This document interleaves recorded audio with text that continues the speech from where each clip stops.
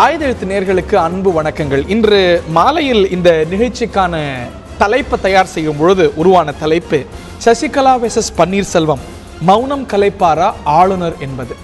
ஆனால் மிகவும் பரபரப்பான நாளாக, தமிழ்நாட்டு அரசியலில் மிக முக்கியமான நாளாக அமைய போகிறது நாளைய நாள். உச்ச நீதிமன்றம் மௌனம் கலைக்கப் போகிறது. மிக முக்கியமான முடிவு உச்ச நீதிமன்றத்தில் நாளை அறிவிக்கப்பட இருக்கிறது. சசிகலா உள்ளிட்ட மூவர் தற்போது இருக்கக்கூடிய சொத்து மேல்முறையீட்டு வழக்கில் நாளை தீர்ப்பு வெளியாகிறது. The ball is in the governor's court. ஆளுநர் தான் முடிவெடுக்கக்கூடிய நிலையில் இருக்கிறார். ஆளுநருடைய முடிவு எல்லா கேள்விகளுக்கும் பதில் என்று பலர் சொன்ன போது வந்த ஒரு முக்கியமான கருத்து, the ball is in the Supreme Court. அந்த வழக்கு, அதனது தீர்ப்பு, அதனது முடிவு, இதுதான் இதில் சென்ட்ரல் பாயிண்ட் என்று பலராலும் சொல்லப்பட்டது. அந்த உச்ச நீதிமன்றத்தில் நாளை தீர்ப்பு வருகிறது. இதை மையப்படுத்திய கேள்விகள் நம் முன் இருக்கின்றன. தமிழகத்தில் இதுவரைக்கும் பல ஆண்டுகளாக நாம் பார்த்திராத ஒரு அசாதாரண சூழ்நிலை. இந்த ஒரு அசாதாரண சூழ்நிலைக்கு ஒரு முடிவு கிடைக்குமா, விடை கிடைக்குமா நாளை என்பதுதான் நம் எல்லோரும் முன் இருக்கக்கூடிய கேள்வி. இந்த விவாதத்தில் நம்முடைய இணைகிறார்கள் திரு பொன்ராஜ், டாக்டர் APJ அப்துல் கலாமுடைய அறிவியல் ஆலோசகராக இருந்தவர் மற்றும் APJ அப்துல் கலாம் லட்சிய இந்தியா இயக்கத்துடைய தலைவர். திரு பொன்ராஜ் அவர்களை நிகழ்ச்சிக்கு வரவேற்கின்றோம். நேர்கள் அறிவீர்கள், இன்று காலை முதலமைச்சர் திரு பன்னீர்செல்வத்துக்கு ஆதரவளித்தார் திரு பொன்ராஜ் என்பதை நேர்கள் அறிவீர்கள் என நினைக்கிறேன். அதே போல நம்முடைய திரு பன்னீர்செல்வம் ஆதரவு நிலைப்பாட்டை எடுத்திருக்கக்கூடிய முன்னாள் சட்டமன்ற உறுப்பினர் திரு விஜயபாலன் அவர்கள் இணைகிறார்கள். அவரையும் நிகழ்ச்சிக்கு அன்போடு வரவேற்கின்றோம். மற்றும் திருமதி சசிகலா ஆதரவு நிலைப்பாட்டில் இருக்கக்கூடிய திரு மருது அழகராஜ் அவர்களை நிகழ்ச்சிக்கு வரவேற்கின்றேன். மற்றும் முன்னாள் தியாகராய நகர் சட்டமன்ற உறுப்பினர் மற்றும் மாவட்ட செயலாளர் திரு VP கலைராஜன் அவர்கள் இந்த நிகழ்ச்சியில் இணைகிறார்கள். மற்றும் 2 சட்ட வல்லுநர்கள் இந்த நிகழ்ச்சியில் நம்முடைய இணைய இருக்கிறார்கள். முதலில் திரு ஐயாத்துரை அவர்களை வரவேற்கின்றேன். வழக்கறிஞர் திரு ஐயாத்துரை அவர்களை வரவேற்கின்றேன். இன்னும் சற்று நேரத்தில் வழக்கறிஞர், மூத்த வழக்கறிஞர் திருமதி சுதா ராமலிங்கம் அவர்களும் இணைய இருக்கிறார்கள். நிகழ்ச்சியில் இணையக்கூடிய நேயர்களுக்கும் விருந்தினர்களுக்கும் வணக்கம், வாழ்த்துக்கள். The ball is in the supreme court. இதுதான் சரியான ஒரு விஷயமாக இருக்கும். நாளை காலை 10:30 மணிக்கு சொத்து மேல்முறையீட்டு வழக்கில் தீர்ப்பு வர இருக்கிறது.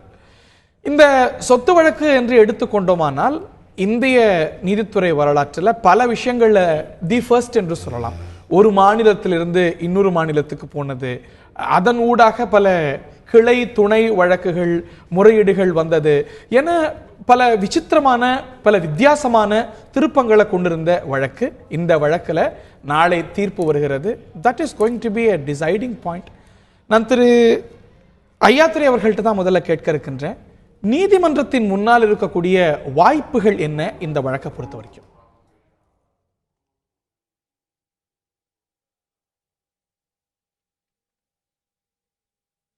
ஹலோ திரு ஐயாத்துரை, உங்களுக்கு தான் என்னுடைய கேள்வி.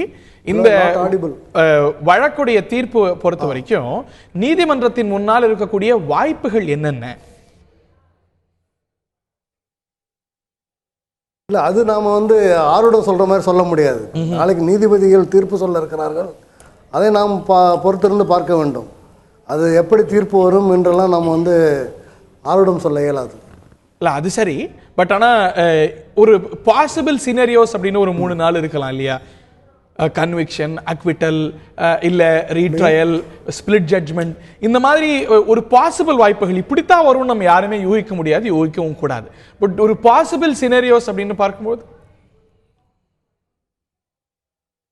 இல்லை, அது நம்ம அது தேவையற்ற என்னன்னா, அதில் தீர்ப்பு வர இருக்கும்போது ஒரு நாள் இப்போ நம்ம சொல்கிறது நடக்கணுன்ற அவசியம் இல்லை.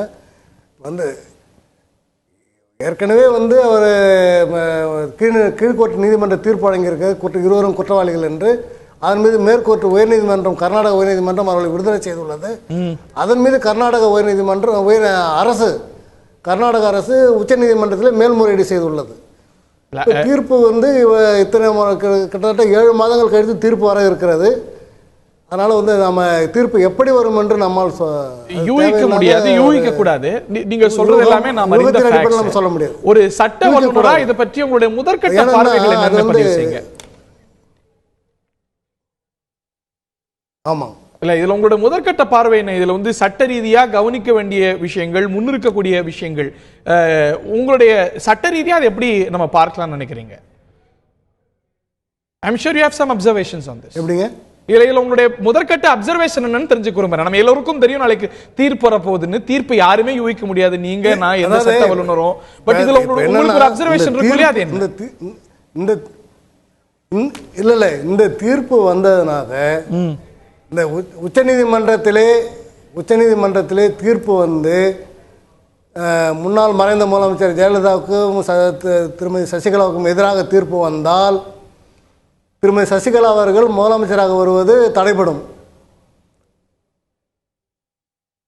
ஆனால் அதற்கு மாறாக அவர்களுக்கு சார்பாக இந்த தீர்ப்பு வந்தால் முதலமைச்சர் சசிகலா அவர்கள் முதலமைச்சர் அவருக்கு வாய்ப்புகள் உண்டு. Okay, what you say is the most obvious. சாதகமா வந்தா அவங்க முதலமைச்சர் ஆகிறதுக்கான சட்டத்தடை நீங்கும், அதாவது அவங்க ஆகிறதுக்கான சூழ்நிலை ஏற்படும். இல்லைன்னா முடியாது அப்படிங்கிறது. This is the most obvious. மற்ற விஷயங்களையும் நம்ம தொடர்ந்து அணுகுவோம். வேற ஏதேனும் வாய்ப்புகள் இருக்கிறதா? ஒரு ஸ்பிளிட் ஜட்ஜ்மெண்ட் வரும்பொழுது இது வந்து இன்னொரு ஒரு லார்ஜர் பெஞ்சுக்கு போகக்கூடிய ஸ்பிளிட் ஜட்ஜ்மெண்ட், அதாவது பிளவுபட்ட தீர்ப்பு வந்தாலும் திருமதி சசிகலா அவர்கள் முதலமைச்சர் ஆவதற்கு வாய்ப்புகள் குறைவு. வாய்ப்புகள் இல்லை என்றே சொல்லலாம். பிளவுபட்ட தீர்ப்பு அப்படிங்கும் போது ஸ்டேட்டஸ் கோ நீடிக்கும் இல்லையா? பிளவுபட்ட தீர்ப்பு வருங்கும் போது அவங்க குற்றவாளியும் அல்ல நிரபராதியும் அல்ல, இரண்டு கருத்துக்கள் இருக்கு அப்படிங்கும் போது இப்ப இருக்கக்கூடிய ஸ்டேட்டஸ் கோ நீடிக்கும். இல்ல இந்த ஒரு வழக்கே கூட ஒரு இன்னும் சில மாதங்கள் நீடிக்கும் அப்படிங்கும் போது ஏன் முதலமைச்சராக முடியாது? இல்லை, ஏன்னா ஏற்கனவே இந்த பிரச்சனை வந்து உச்சநீதிமன்றத்திலே திருமதி முன்னாள் முதலமைச்சர் ஜெயலலிதா அவர்கள் வழக்கிலே வந்தது. அதாவது என்னன்னா அந்த டான்சி ஊழல் வழக்கிலே வந்து அவர்கள் கீழமை நீதிமன்றத்திலே அவர்களுக்கு எதிராக தீர்ப்பு வந்தது. 3 ஆண்டு சிறை தண்டனை கொடுத்து தீர்ப்பு வந்தது.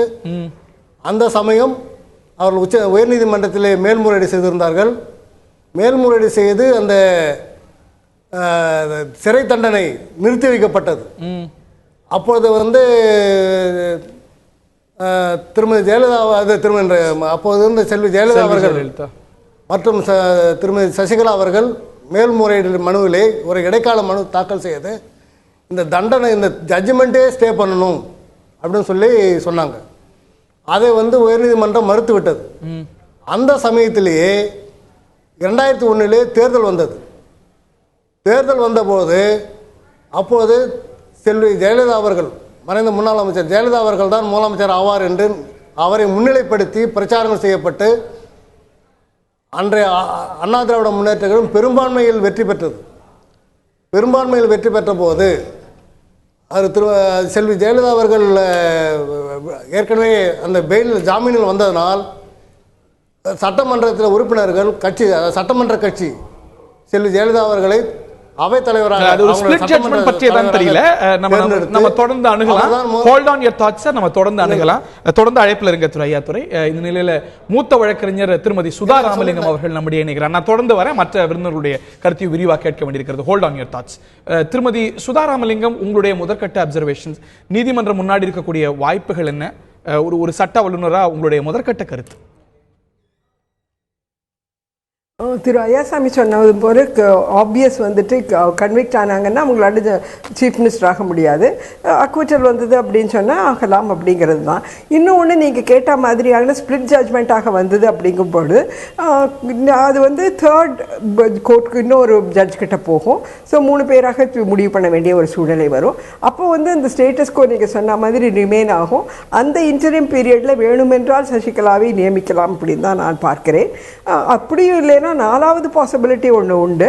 அதாவது இதை திருப்பியும் லோவர் கோர்ட்டே அலசி ஆராயட்டும் அப்படின்னுட்டு கூட அனுப்பக்கூடிய பாசிபிலிட்டிஸ் இருக்கு.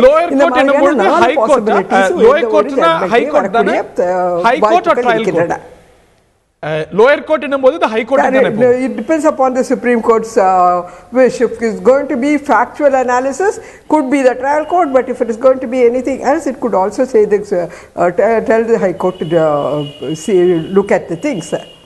அந்த கேஸ்ல இப்போ ஒரு லோயர் கோர்ட்டுக்கு அனுப்புது அப்படிங்கும்போது what prevails, conviction or status quo? No, there's no conviction. Everything is lucid, so status quo will continue. Okay, பார்ப்போம். 4 வாய்ப்புகள்ல 5 வாய்ப்புகள் அலசப்படுது. எது நடக்க போகுது நாளை காலை தெரிய போகுது. திருமதி சுதா சொன்னது போல, வழக்கறிஞர் திரு ஐயாத்துரை சொன்னது போல நாளைக்கு காலையில நம்ம தெரிஞ்சுக்கலாம். ஆனாலும் கூட ஸ்பெக்குலேஷன் இஸ் ரைஃப். நான் திரு கலைராஜன் அவர்கள்ட்ட கேட்க விரும்புகிறேன். ஆளுநர் மீது பெரிய வருத்தத்தை உங்க தரப்புல பதிவு செஞ்சிருந்தீங்க. ஆளுநர் தாமதிக்கிறார் அப்படின்னு. பலரும் கூட இந்த தாமதத்துக்கான காரணமா யூகித்தது இந்த ஒரு வழக்குடைய தீர்ப்பு விரைவில் வர இருக்கக்கூடிய நிலையில அதை பார்த்து ஆளுநர் முடிவெடுக்கலாம் அப்படின்னு. பல சட்ட வல்லுநர்கள், ஏன் அட்டார்னி ஜெனரல்லாம் கூட இதை பற்றி கருத்தறிவித்ததாக சொல்லப்படுது. ஸோ ஆளுநர் காத்திருந்ததுல ஒரு முகாந்திரமும் அதுல நியாயமும் இருக்கிறது. நாளைக்கு தீர்ப்பு வரப்போகுது அப்படிங்கிறதுல உறுதியாகுது இல்லையா? ஆளுநரை பொறுத்தவரை, என்னை பொறுத்தவரை, உயர் நீதிமன்றமோ அல்லது உச்ச நீதிமன்றத்தினுடைய தீர்ப்பு நிலுவையில் இருக்கிற போது ஆசண்டேட் இப்பொழுது எங்களுடைய பொதுச் செயலாளர் சின்னம்மா அவர்கள் நிரபராதி. அதற்கு மேலாகத்தான் கர்நாடக உயர்நீதிமன்றம் வற்புறுத்தலின் அடிப்படையிலே அவர்கள் மேல்முறையீடு செய்திருக்கிறார்கள். உச்சநீதிமன்றத்திலே அது பெண்டிங் இருக்கிறது. எங்கள் சின்னம்மாவை பொறுத்தவரை பப்ளிக் சர்வெண்ட் என்று பார்த்தால் அம்மா தான் இறந்து போனவர்கள். அவங்க இறந்து போயிட்டாங்க. சின்னம்மா பொறுத்தவரை செகண்ட் அக்யூஸ்டு தான். அதில் அவங்களுக்கு விடுதலை கிடைப்பதற்கு 100க்கு 110% வாய்ப்பு இருக்கிறது என்று நாங்கள் முழுமையாக நம்புகிறோம். அது ஒரு பக்கம் இருக்கட்டும். இருந்தாலும் இதை போன்று தமிழகத்தில் இருந்த ஆளுநர்கள் இந்த அம்மா எங்கள் அம்மா மீது இதே வழக்கு உச்சநீதிமன்றத்தில் இருக்கிற போது, நிலுவையில் இருக்கிற போது, மாண்புமிகு மறைந்த எங்களுடைய புரட்சித் தலைவர் அம்மா அவர்களை முதலமைச்சராக வருவதற்கு, அன்றைக்கு பதவியேற்றுக் கொள்வதற்கு ஆளுநர் ரோசையா அவர்கள் பதவியேற்பு விழா நடத்தினார்கள். அந்த ஏற்பாட்டை ஏன் இவர் செய்திருக்கக்கூடாது? அன்றைய காட்டிலும் இன்று கூடுதலான அசாதாரண விஷயங்கள் இருக்கின்றன. இந்த ஒரு விஷயம் முக்கியமான கேள்வியா இருப்பது போலவே மற்ற சில சர்ச்சைகளும் சேர்ந்து கொண்டிருக்கின்றன. நீதிமன்றம் ஒரு வாரத்துல தீர்ப்பு தர போறோம் அப்படின்னு போன வாரம் சொல்லியிருக்கு. Why not wait for a week? இந்த தீர்ப்புடைய இருவேறு நிலைப்பாடுகள் அப்படியே நிலைகளை மாற்றிடலாம் அப்படிங்கும் போது ஒரு வாரம் பொறுத்திருந்ததுல என்ன தவறு இருக்க முடியும்? அந்த காத்திருப்புல ஒரு நியாயம் தென்படுது இல்லையா? இல்ல, ஒரு வாரம் பொறுத்திருக்க வேண்டும் என்று சட்டப்படி எந்த சட்டமும் இல்லை. ஒரு வாரத்துக்குள்ள கேட்ட உடனே ஸ்வேரிங் நடத்திடணும்னு சட்டத்தில் எங்கேயும் சொல்லல. சட்டத்தில் சொல்லல. இருந்தாலும் ஆளுநர் தீர்ப்புக்காக காலம் தாழ்த்தி வெயிட் பண்ண வேண்டும் என்று சட்டத்தில் இல்லை. 7 நாள் பெரிய காலதாமதம் கருதுறீங்க? ஆமா, ஒரு நாளாக இருந்தாலும் காலதாமதம் தான். எவ்வளவு தமிழ்நாட்டில் இருக்கிற பிரச்சனை சட்டம் தெளிவா சொல்லிருக்கு இல்லையா? கிளைம் கொடுத்த உடனே, ஆட்சி அமைக்கக்கூடிய உரிமையை ஒரு சட்டமன்ற குழு தலைவர் கொடுத்த உடனே ஆளுநர் இவ்வளவு மணி நேரத்துல பதவி பிரமாணம் செஞ்சு வச்சிடணும்னு சட்டம் சொல்லியிருக்குமே. சொல்லலையே அப்படி? இல்லை, சொல்லலைனாலும் சட்டம் ஆளுநர் தடையை, அதாவது நீதிமன்றத்தை சாக்க வச்சு நிக்க டிபார்ட் வைக்கணும்னு இல்லையே. இல்ல, அதுல மெஜாரிட்டி ஆஃப் தி எம்எல்ஏ யார் பக்கம் இருக்காங்களோ அவங்களை அழைக்க வேண்டியது ஆளுநருடைய கடமை. அதை ப்ரூவ் பண்ண வேண்டியது ஃப்ளோர்ல. எவ்வளவு நாளுக்குள்ள அழைக்கணும் அப்படிங்கிறது சட்டத்துல இல்ல, அது உங்களுக்கு தெரியும். அதே போல இந்த தீர்ப்பு திருமதி சசிகலாவுக்கு சாதகமா வந்தா பிரச்சனை எதுவும் இல்ல, லீகலா அவங்கள பதவியேற்க வைக்கிறது இல்ல. ஆனால் பாதகமா வந்தா அதனது நிலை என்ன அப்படிங்கிறது நீங்கள் நன்கு அறிந்தது.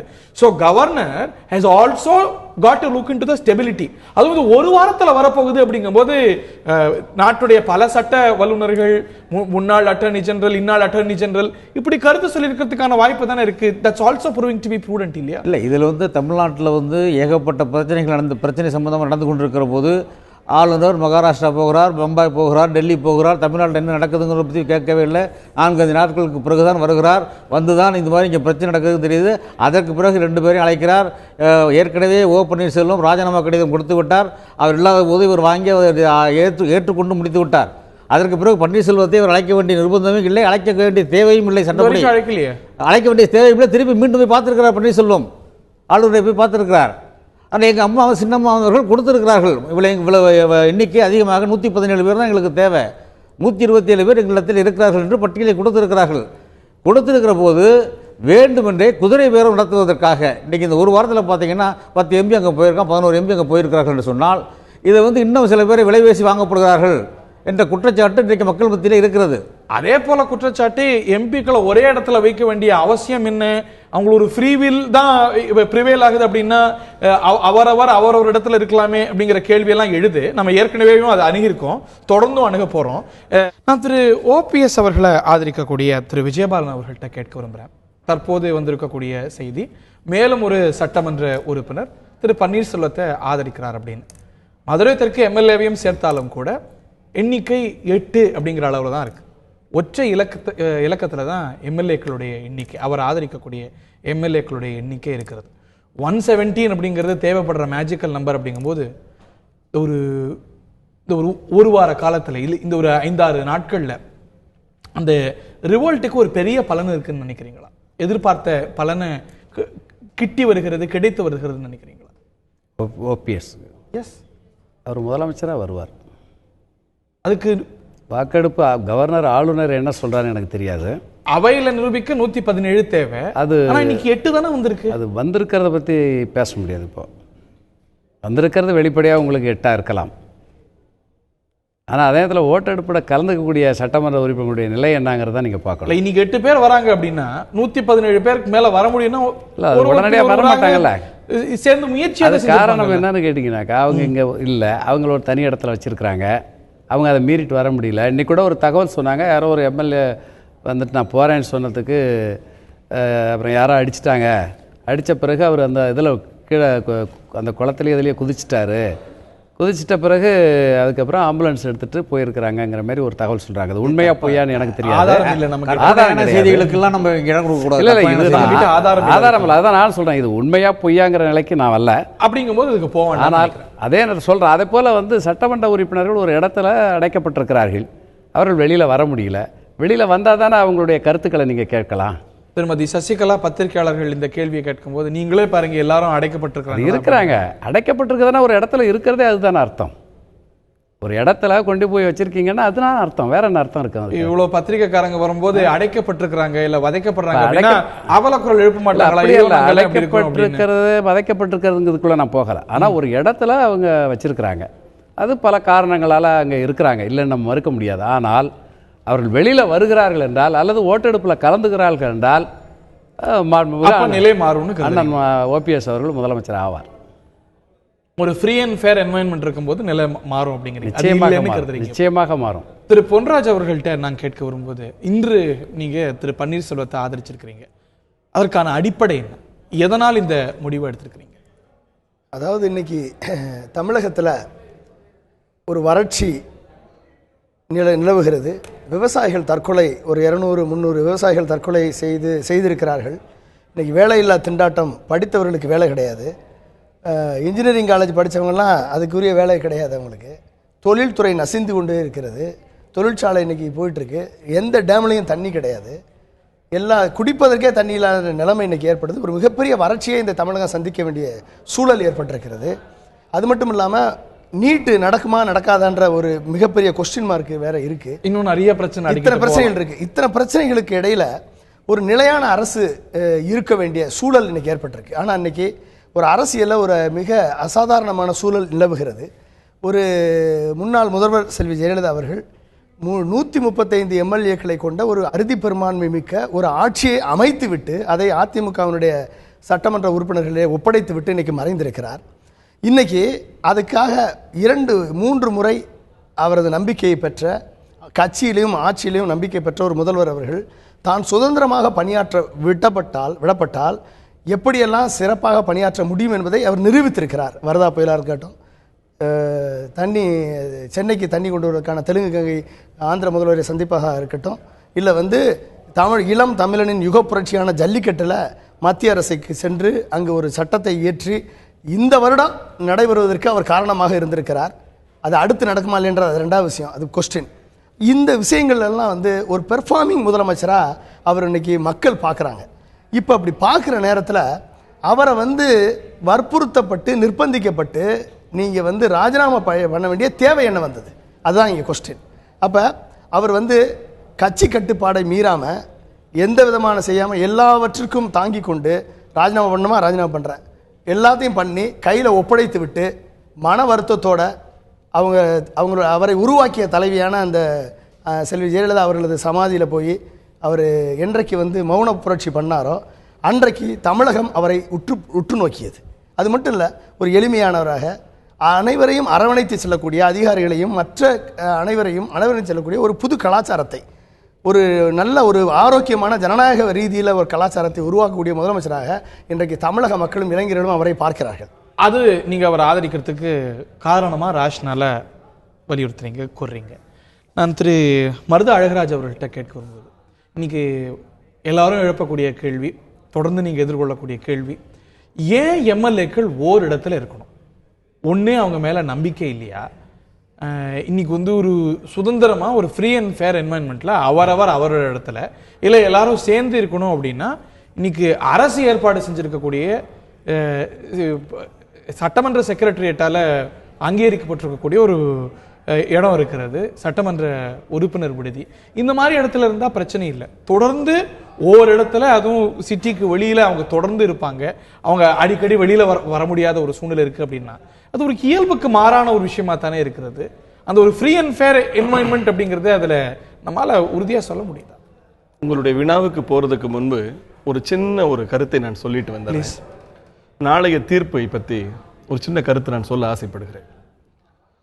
சட்டப்பேரவையில் சட்டமன்ற எதிர்க்கட்சி தலைவராக இருந்த அப்போதைய எஸ்ஆர்பி ஒரே ஒரு தீர்மானத்தின் மூலமாக இந்த வழக்குகள் எல்லாம் திரு கருணாநிதி அவர்களுடைய அரசு தொடுத்திருந்தாலும் இது தமிழ்நாடு அரசு தான் போட்ட வழக்குகள், அரசியல் காழ்ப்புணர்ச்சியோடு தொடுத்த இந்த வழக்குகள் அனைத்தையுமே ஒருவரி தீர்மானத்தால் திரும்ப பெற்று விடலாம் என்று அப்போதைய புரட்சி தலைவி அம்மா அவர்களிடம் ஒரு கோரிக்கையை வைத்தார் சட்டமன்றத்தில். அவர் மட்டுமல்ல, திரு மு அப்பாவும் அந்த கோரிக்கை வைத்தார்.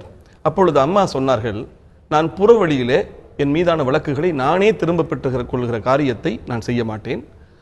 நீதிமன்றத்தின் மூலமாக தர்மத்தையும் நீதியையும் நிலைநாட்டி நான் நிரபராதி என்பதை புடம்போட்ட தங்கமாக நிரூபித்து வெளியே வருவேன் என்று சொன்னார்.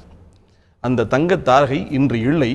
அவர் வங்கத்து கடலோரம் துயில் கொண்டிருந்தாலும் நாளை அவர் மீதான அரசியல் காழ்ப்புணர்ச்சியோடு தொடுக்கப்பட்ட கடைசி வழக்கிலும் அவர் நிரபராதி என்கிற தீர்ப்பு உறுதி செய்யப்பட்டு அவர் மீதான திட்டமிட்ட அரசியல் பகையால் அழுத்தப்பட்ட களங்கம் துடைக்கப்படும் என்கிற நம்பிக்கையை நான் இந்த அவையிலே நான் வைக்க விரும்புகிறேன். அடுத்ததாக இப்போ நீங்கள் கேட்டீங்க, புரட்சி தலைவி அம்மா அவர்கள் சட்டமன்றத்தில் ஒரு கருத்தை பதிவு செய்தார். எனக்கு பின்னாலும் 100 ஆண்டுகள் ஆனாலும் அனைத்து இந்திய அண்ணா திராவிட முன்னேற்ற கழகம் ஆளும் என்கிற கருத்தை பதிவு செய்தார். இன்றைக்கு புரட்சி தலைவருடைய 100ஆண்டு பிறந்த நாள் விழா ஆண்டு நடந்து கொண்டிருக்கிறது. பூக்களுக்கும் புன்னகையை கற்றுத்தந்த பொன்மனச்செம்மல் அவர் கண்டெடுத்த துப்பாக்கி குண்டுகளை தொண்டையிலே சுமந்தார். தொண்டர்கள் கொடுத்த குருதியை தன் உடலிலே உள்வாங்கிக் கொண்டார். அவர் சிந்திய உதிரத்திலே விதையூன்றப்பட்ட இந்த இயக்கம் இன்றைக்கு ஒரு மிக பெரும் சோதனைக்கு ஆளாகி இருக்கிறது. ஒரு முப்பெரும் தாக்குதல் நடக்கிறது. ஒரு பக்கம் திராவிட முன்னேற்ற கழகம் வெளிப்படையாகவே திரு ஓ பன்னீர்செல்வத்திடம் வெளிப்படையான தூண்டிலை போடுகிறது. சட்டமன்றத்திலேயே நீங்களே தொடருங்க, நாங்க உங்களை ஆதரிக்கிறோம் சொல்லுது. சொன்ன போது திரு ஓ பன்னீர்செல்வம் என்ன சொல்லியிருக்கணும்? திரு துரைமுருகன் அவர்களே, இந்த அவையிலே எங்கள் தலைவியினுடைய துகில் பிடித்து இழுத்தது உங்கள் கரம். உங்கள் கட்சி பெண் என்றும் பாராமல் 1 மணி நேரம் கொடுந்தாக்குதல் நடத்தியது உங்கள் கட்சி. உங்களுடைய தயவிடை பொய் வழக்கு போட்டு 12 வழக்குகளை போட்டு நீதிமன்றத்தின் நெடிய படிக்கட்டுகளிலே அலைக்கழித்து அவர் பதில் சொல்லல, எதிர்கேள்வி கேட்கல, நாங்க பாத்துக்கிறோம் சொல்லல. வருத்தமா நீங்க பதிவு செய்யுங்க. நான் என்ன சொல்ல, திருமதி சசிகலா அவர்களும் மன்னிக்கணும், திருமதி சசிகலா அவர்களும் பதிவு செய்யறாங்க. திருமதி சசிகலா என்ன சொல்றாங்க, எனக்கு வந்து தொடக்கத்துலலாம் இந்த விருப்பமே இல்லை, முதலமைச்சராகக்கூடிய விருப்பமே இல்லை. அந்த எண்ணம் எப்ப வருது, எப்ப திரு ஓபிஎஸ் மேல சந்தேகம் வருதுன்னா சட்டமன்றம் நடக்கும் போது அவங்க 2 பேரும் ரொம்ப இணக்கமா இருக்கிறாங்க. அது வரைக்கும் அந்த எண்ணமே இல்லை அப்படிங்கிறாங்க. ஓகே, நான் அதை அப்படியே ஃபேஸ் வேல்யூல எடுத்துக்கிட்டாலும் கூட செல்வி ஜெயலலிதா இறந்த சில நாட்களிலேயே திரு தம்பிதுரை, திரு உதயகுமார், மேலும் சில அமைச்சர்கள், நிர்வாகிகள்லாம் திருமதி சசிகலா விரும்பாத காலகட்டம், அவங்களுடைய குற்றப்படி விரும்பாத காலகட்டத்திலேயே திருமதி சசிகலா தான் முதலமைச்சர் ஆகணும் அப்படின்னு தொடர்ந்து சொல்றாங்க. அதற்கு ஒரு முறை மறுப்பு தெரிவித்தாரா? இல்ல, ஒரு முறை கடிந்து திருமதி சசிகலா எனக்கு முதலமைச்சராகும் விருப்பமே இல்லைன்னு சொல்றாங்க. நான் என்ன சொல்கிறேன் என்று சொன்னால், புரட்சி தலைவி அம்மா அவர்கள் உயிரோடு இருக்கிற காலத்திலேயே அனைத்து இந்திய அண்ணா திராவிட முன்னேற்ற கழகத்தினுடைய அடுத்த தலைமை தானாக வர வேண்டும் என்கிற திட்டத்தை வகுத்து திரு ஓபிஎஸ் செயல்பட தொடங்கி விட்டார் என்பதுதான் உண்மை. அந்த சமிஞைய செல்வி ஜெயலலிதாவும் இறுதி வரைக்கும் விட்டு சென்றாரே. இல்ல, அவரை கடைசி தேர்தல், அதுதான் சொன்னேன், 2017 தேர்தல் காலகட்டமாக இல்லாமல் இருந்திருந்தால் திரு ஓபிஎஸ் மற்றும் அவருடைய சகாக்களாக செயல்பட்ட அந்த முன்னவர் அணி, ஊடகங்கள் எல்லாம் சொன்னது சிறைபிடிக்கப்பட்டிருக்கிறார், பெற்ற தாயை கூட பார்ப்பதற்கு கோயம்புத்தூருக்கு அனுமதிக்கப்படவில்லை என்றெல்லாம் ஊடகங்கள், தொலைக்காட்சி, பத்திரிகைகள் அனைத்தும் எழுதியது மறந்திருக்க மாட்டீர்கள். உண்மை. அவர் மீதான சந்தேகம் அம்மாவுக்கு வலுத்தது. அவருக்கு அதுக்கு பிறகுதான் சீட்டு கொடுத்தாரு.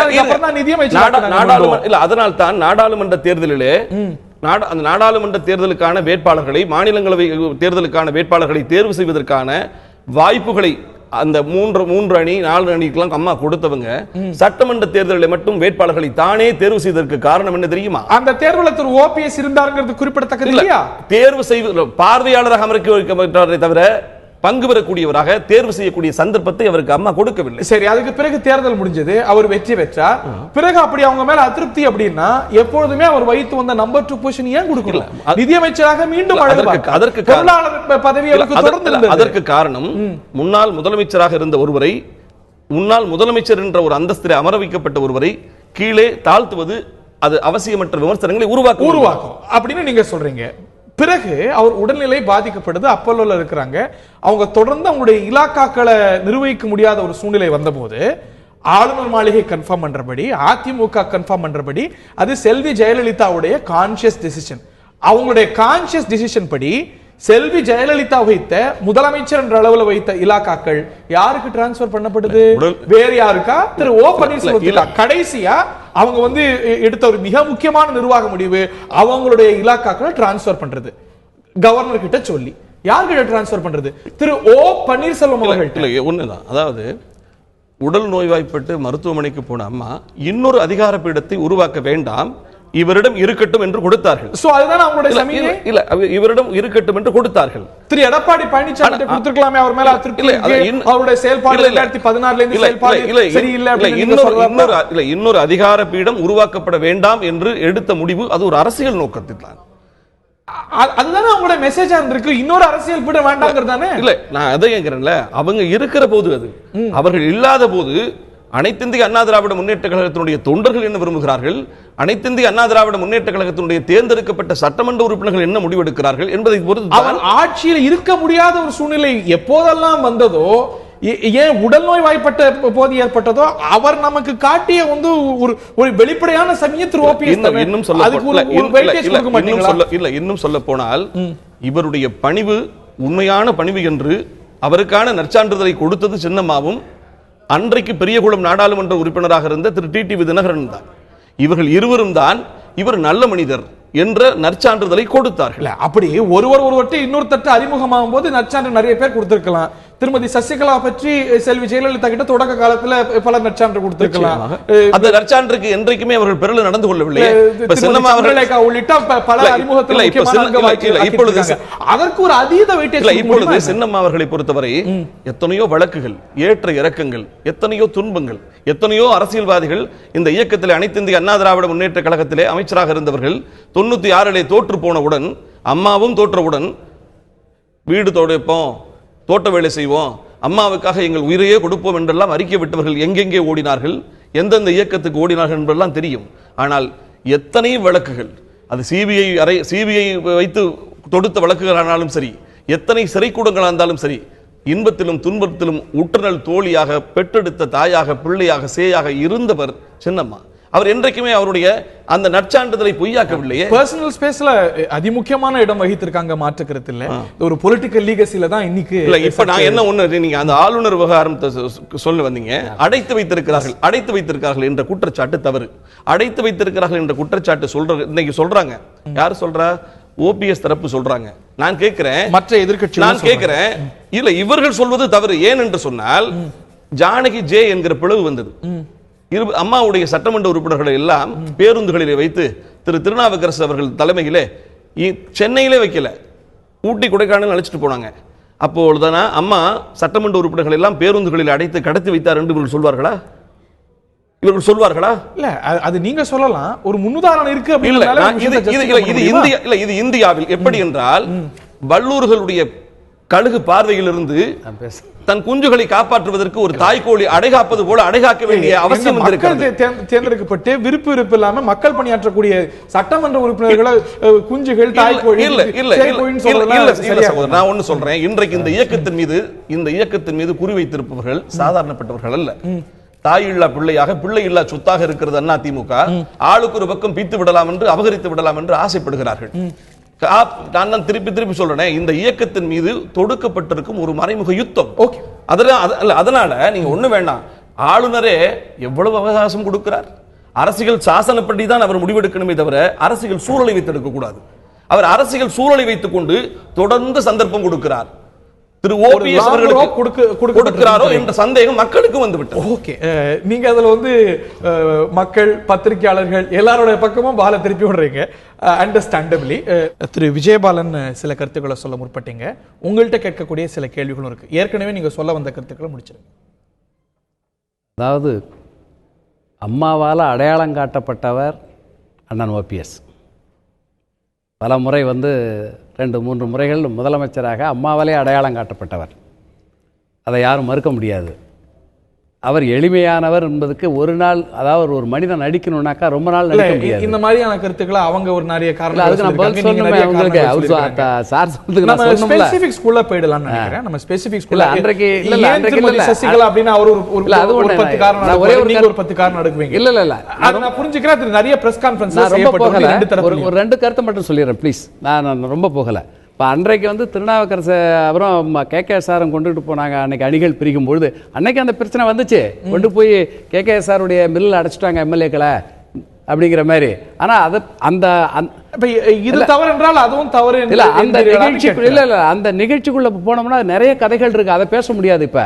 ஆனால் ஒப்பிட முடியும் தானே, அது ஒப்பிட முடியாது. அதை ஏன்னு அதுல அவ்வளவு பிரச்சனைகள் இருக்கு. அதுக்கு நீங்க தனியா நேரம் ஒதுக்கி கொடுத்தாதான் அந்த கதைகளை சொல்லலாம் உங்களுக்கு. ஏன்னா அந்த நேரத்துல நான் இருந்தவன் இல்ல. அன்றைக்கு மக்கள்கிட்ட அதை போலதான் பேச்சு வந்தது. அதை போல அடைச்சு கொண்டு போய் வச்சிருக்காங்க. ஏன்னா அது போலதான் இந்த பேச்சு இல்ல இருந்ததுனாக்கா அது உண்மைதானே. அன்றைக்கு அது உண்மைதானே அடைச்சிருந்தது. அதையெல்லாம் மறுக்க முடியாத.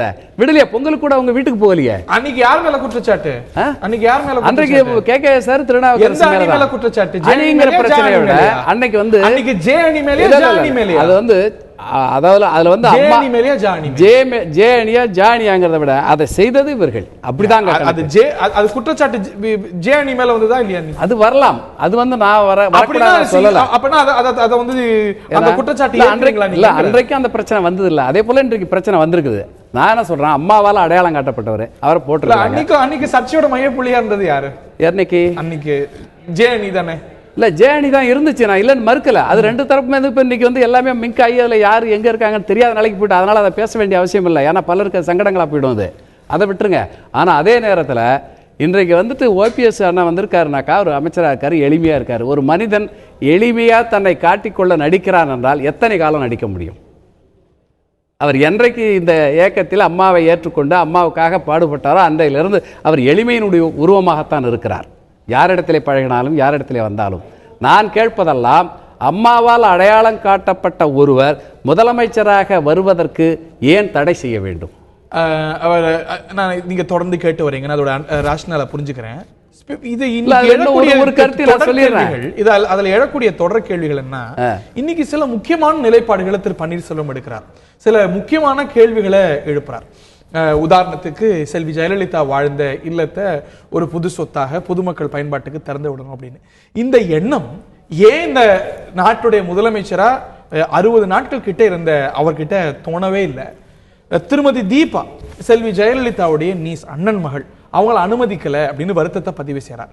அந்த வருத்தம் அவர் அப்பல்லோ ஹாஸ்பிட்டல்ல இருந்த போது அவருக்கு ஏன் எழல?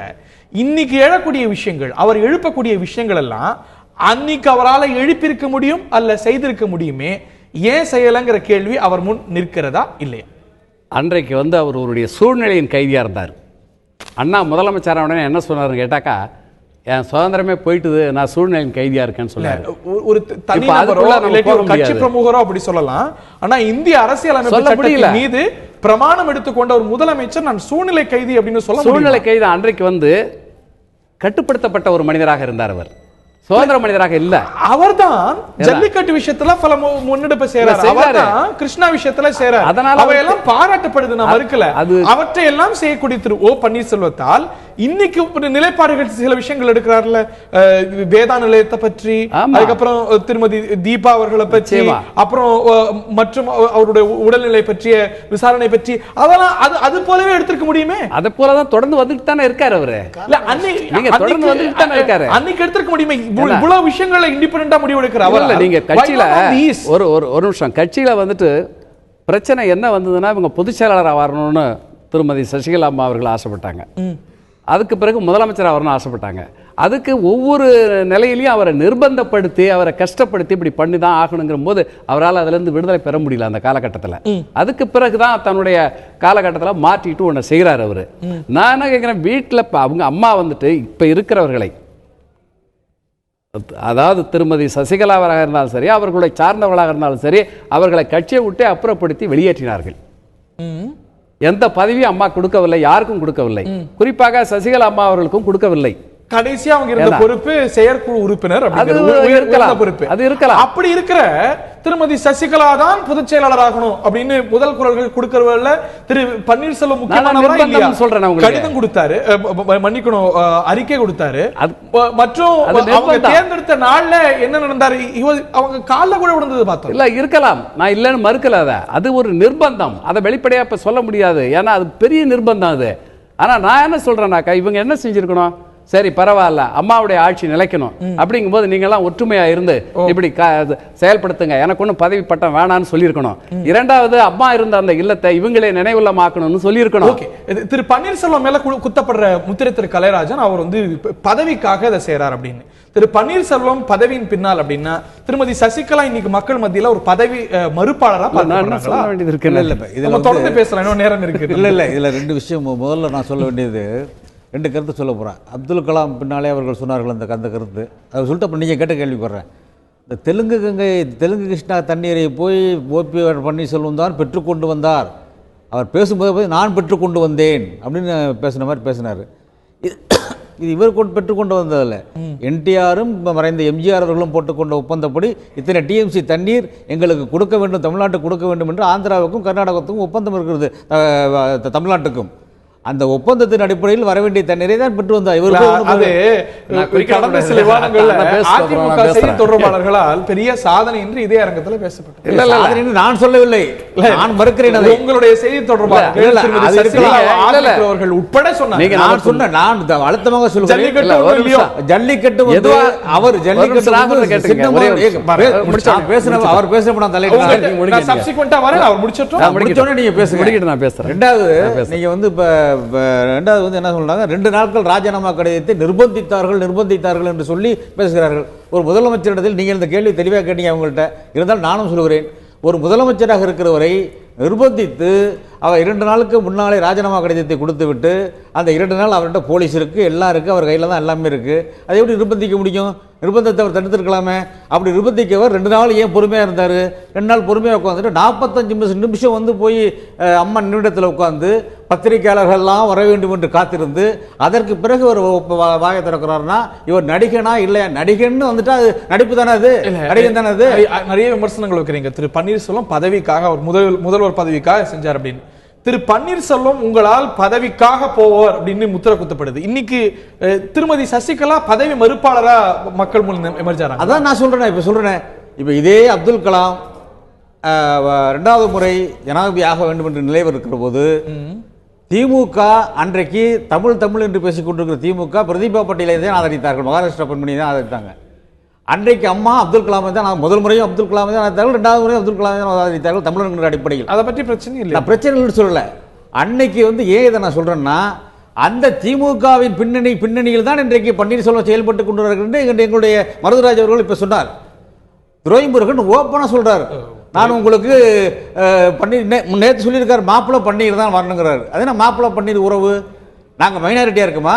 நாங்க மெஜாரிட்டியா அறிக்கைகளை வச்சு இருக்கோம். நாங்க எங்க மெஜாரிட்டியா இருக்கிற எங்கள் எங்க அதிமுக எம்எல்ஏக்கள் மெஜாரிட்டியாக இருக்கிற போது முதலமைச்சராக இருக்கிற பன்னீர்செல்வம் அவர் பன்னீர்செல்வம் தான் நீடிக்க வேண்டும் என்று துரைமுருகன் சொல்லுகிற போது இல்லை, உங்கள் தேவை எங்களுக்கு தேவையில்லை, நாங்கள் ஒன்றும் மைனாரிட்டி அரசாங்கம் நடத்தவில்லை, மெஜாரிட்டியாக இருக்கிறோம், எனவே எங்களுக்கு நீங்கள் சொல்லுவது தவறு, எங்களை பிரித்தா பார்க்கிறீர்கள் என்றெல்லாம் சொல்லியிருக்கலாம். சிரித்துக் கொண்டு மௌனமாக இருக்கிறார். ஒரு எக்ஸ்சேஞ்சில் வந்து நம்ம ஏற்கனவே இல்ல இப்படி பார்த்து கேட்கிறார், உங்களுக்கு பாராட்டுறதுக்கு மனமே இல்லையாங்கன்னு கேட்கிறார் திரு பன்னீர்செல்வம். இப்படிப்பட்ட நிலையில் சந்தேகம் வந்ததுக்கு காரணம் சொல்றேன். இப்படிப்பட்ட நிலையில் தான் சின்னம்மாவுக்கு சந்தேகம் வருகிறது, இவர் திமுகவோடு உறவு வைத்து விட்டாரோ என்கிற சந்தேகம் வருகிறது. வெறும் பதவி புத்தராக ஆகிவிட்டார், இனிமேல் நான் எச்சரிக்கையாக இருக்க வேண்டும். நான் கேட்கிறேன், ஆற்காடு ரோட்ல ஜேன்னு அணி இருந்துச்சு. அப்ப அணி இருந்தப்போ ஆழ்வார்பேட்டையில் எங்களுக்கு அலுவலகம் இருந்துச்சு. இது பன்னீர்செல்வத்துக்கு தெரியுமா? வரலாறு தெரியுமா? அதுக்கு பிறகு ராயப்பேட்டையில் அவ்வை சண்முக சாலையில் இருக்கிற எங்கள் தலைமை கழகத்தை 4 அடி என்று சொல்லி முற்றுகையிட்டு உடைச்சு அன்னைக்கு கமிஷனர் தேவாரம் அம்மா உட்பட அத்தனை பேர் அடிபட்டார்கள். இது பன்னீர்செல்வத்துக்கு வரலாறு தெரியுமா?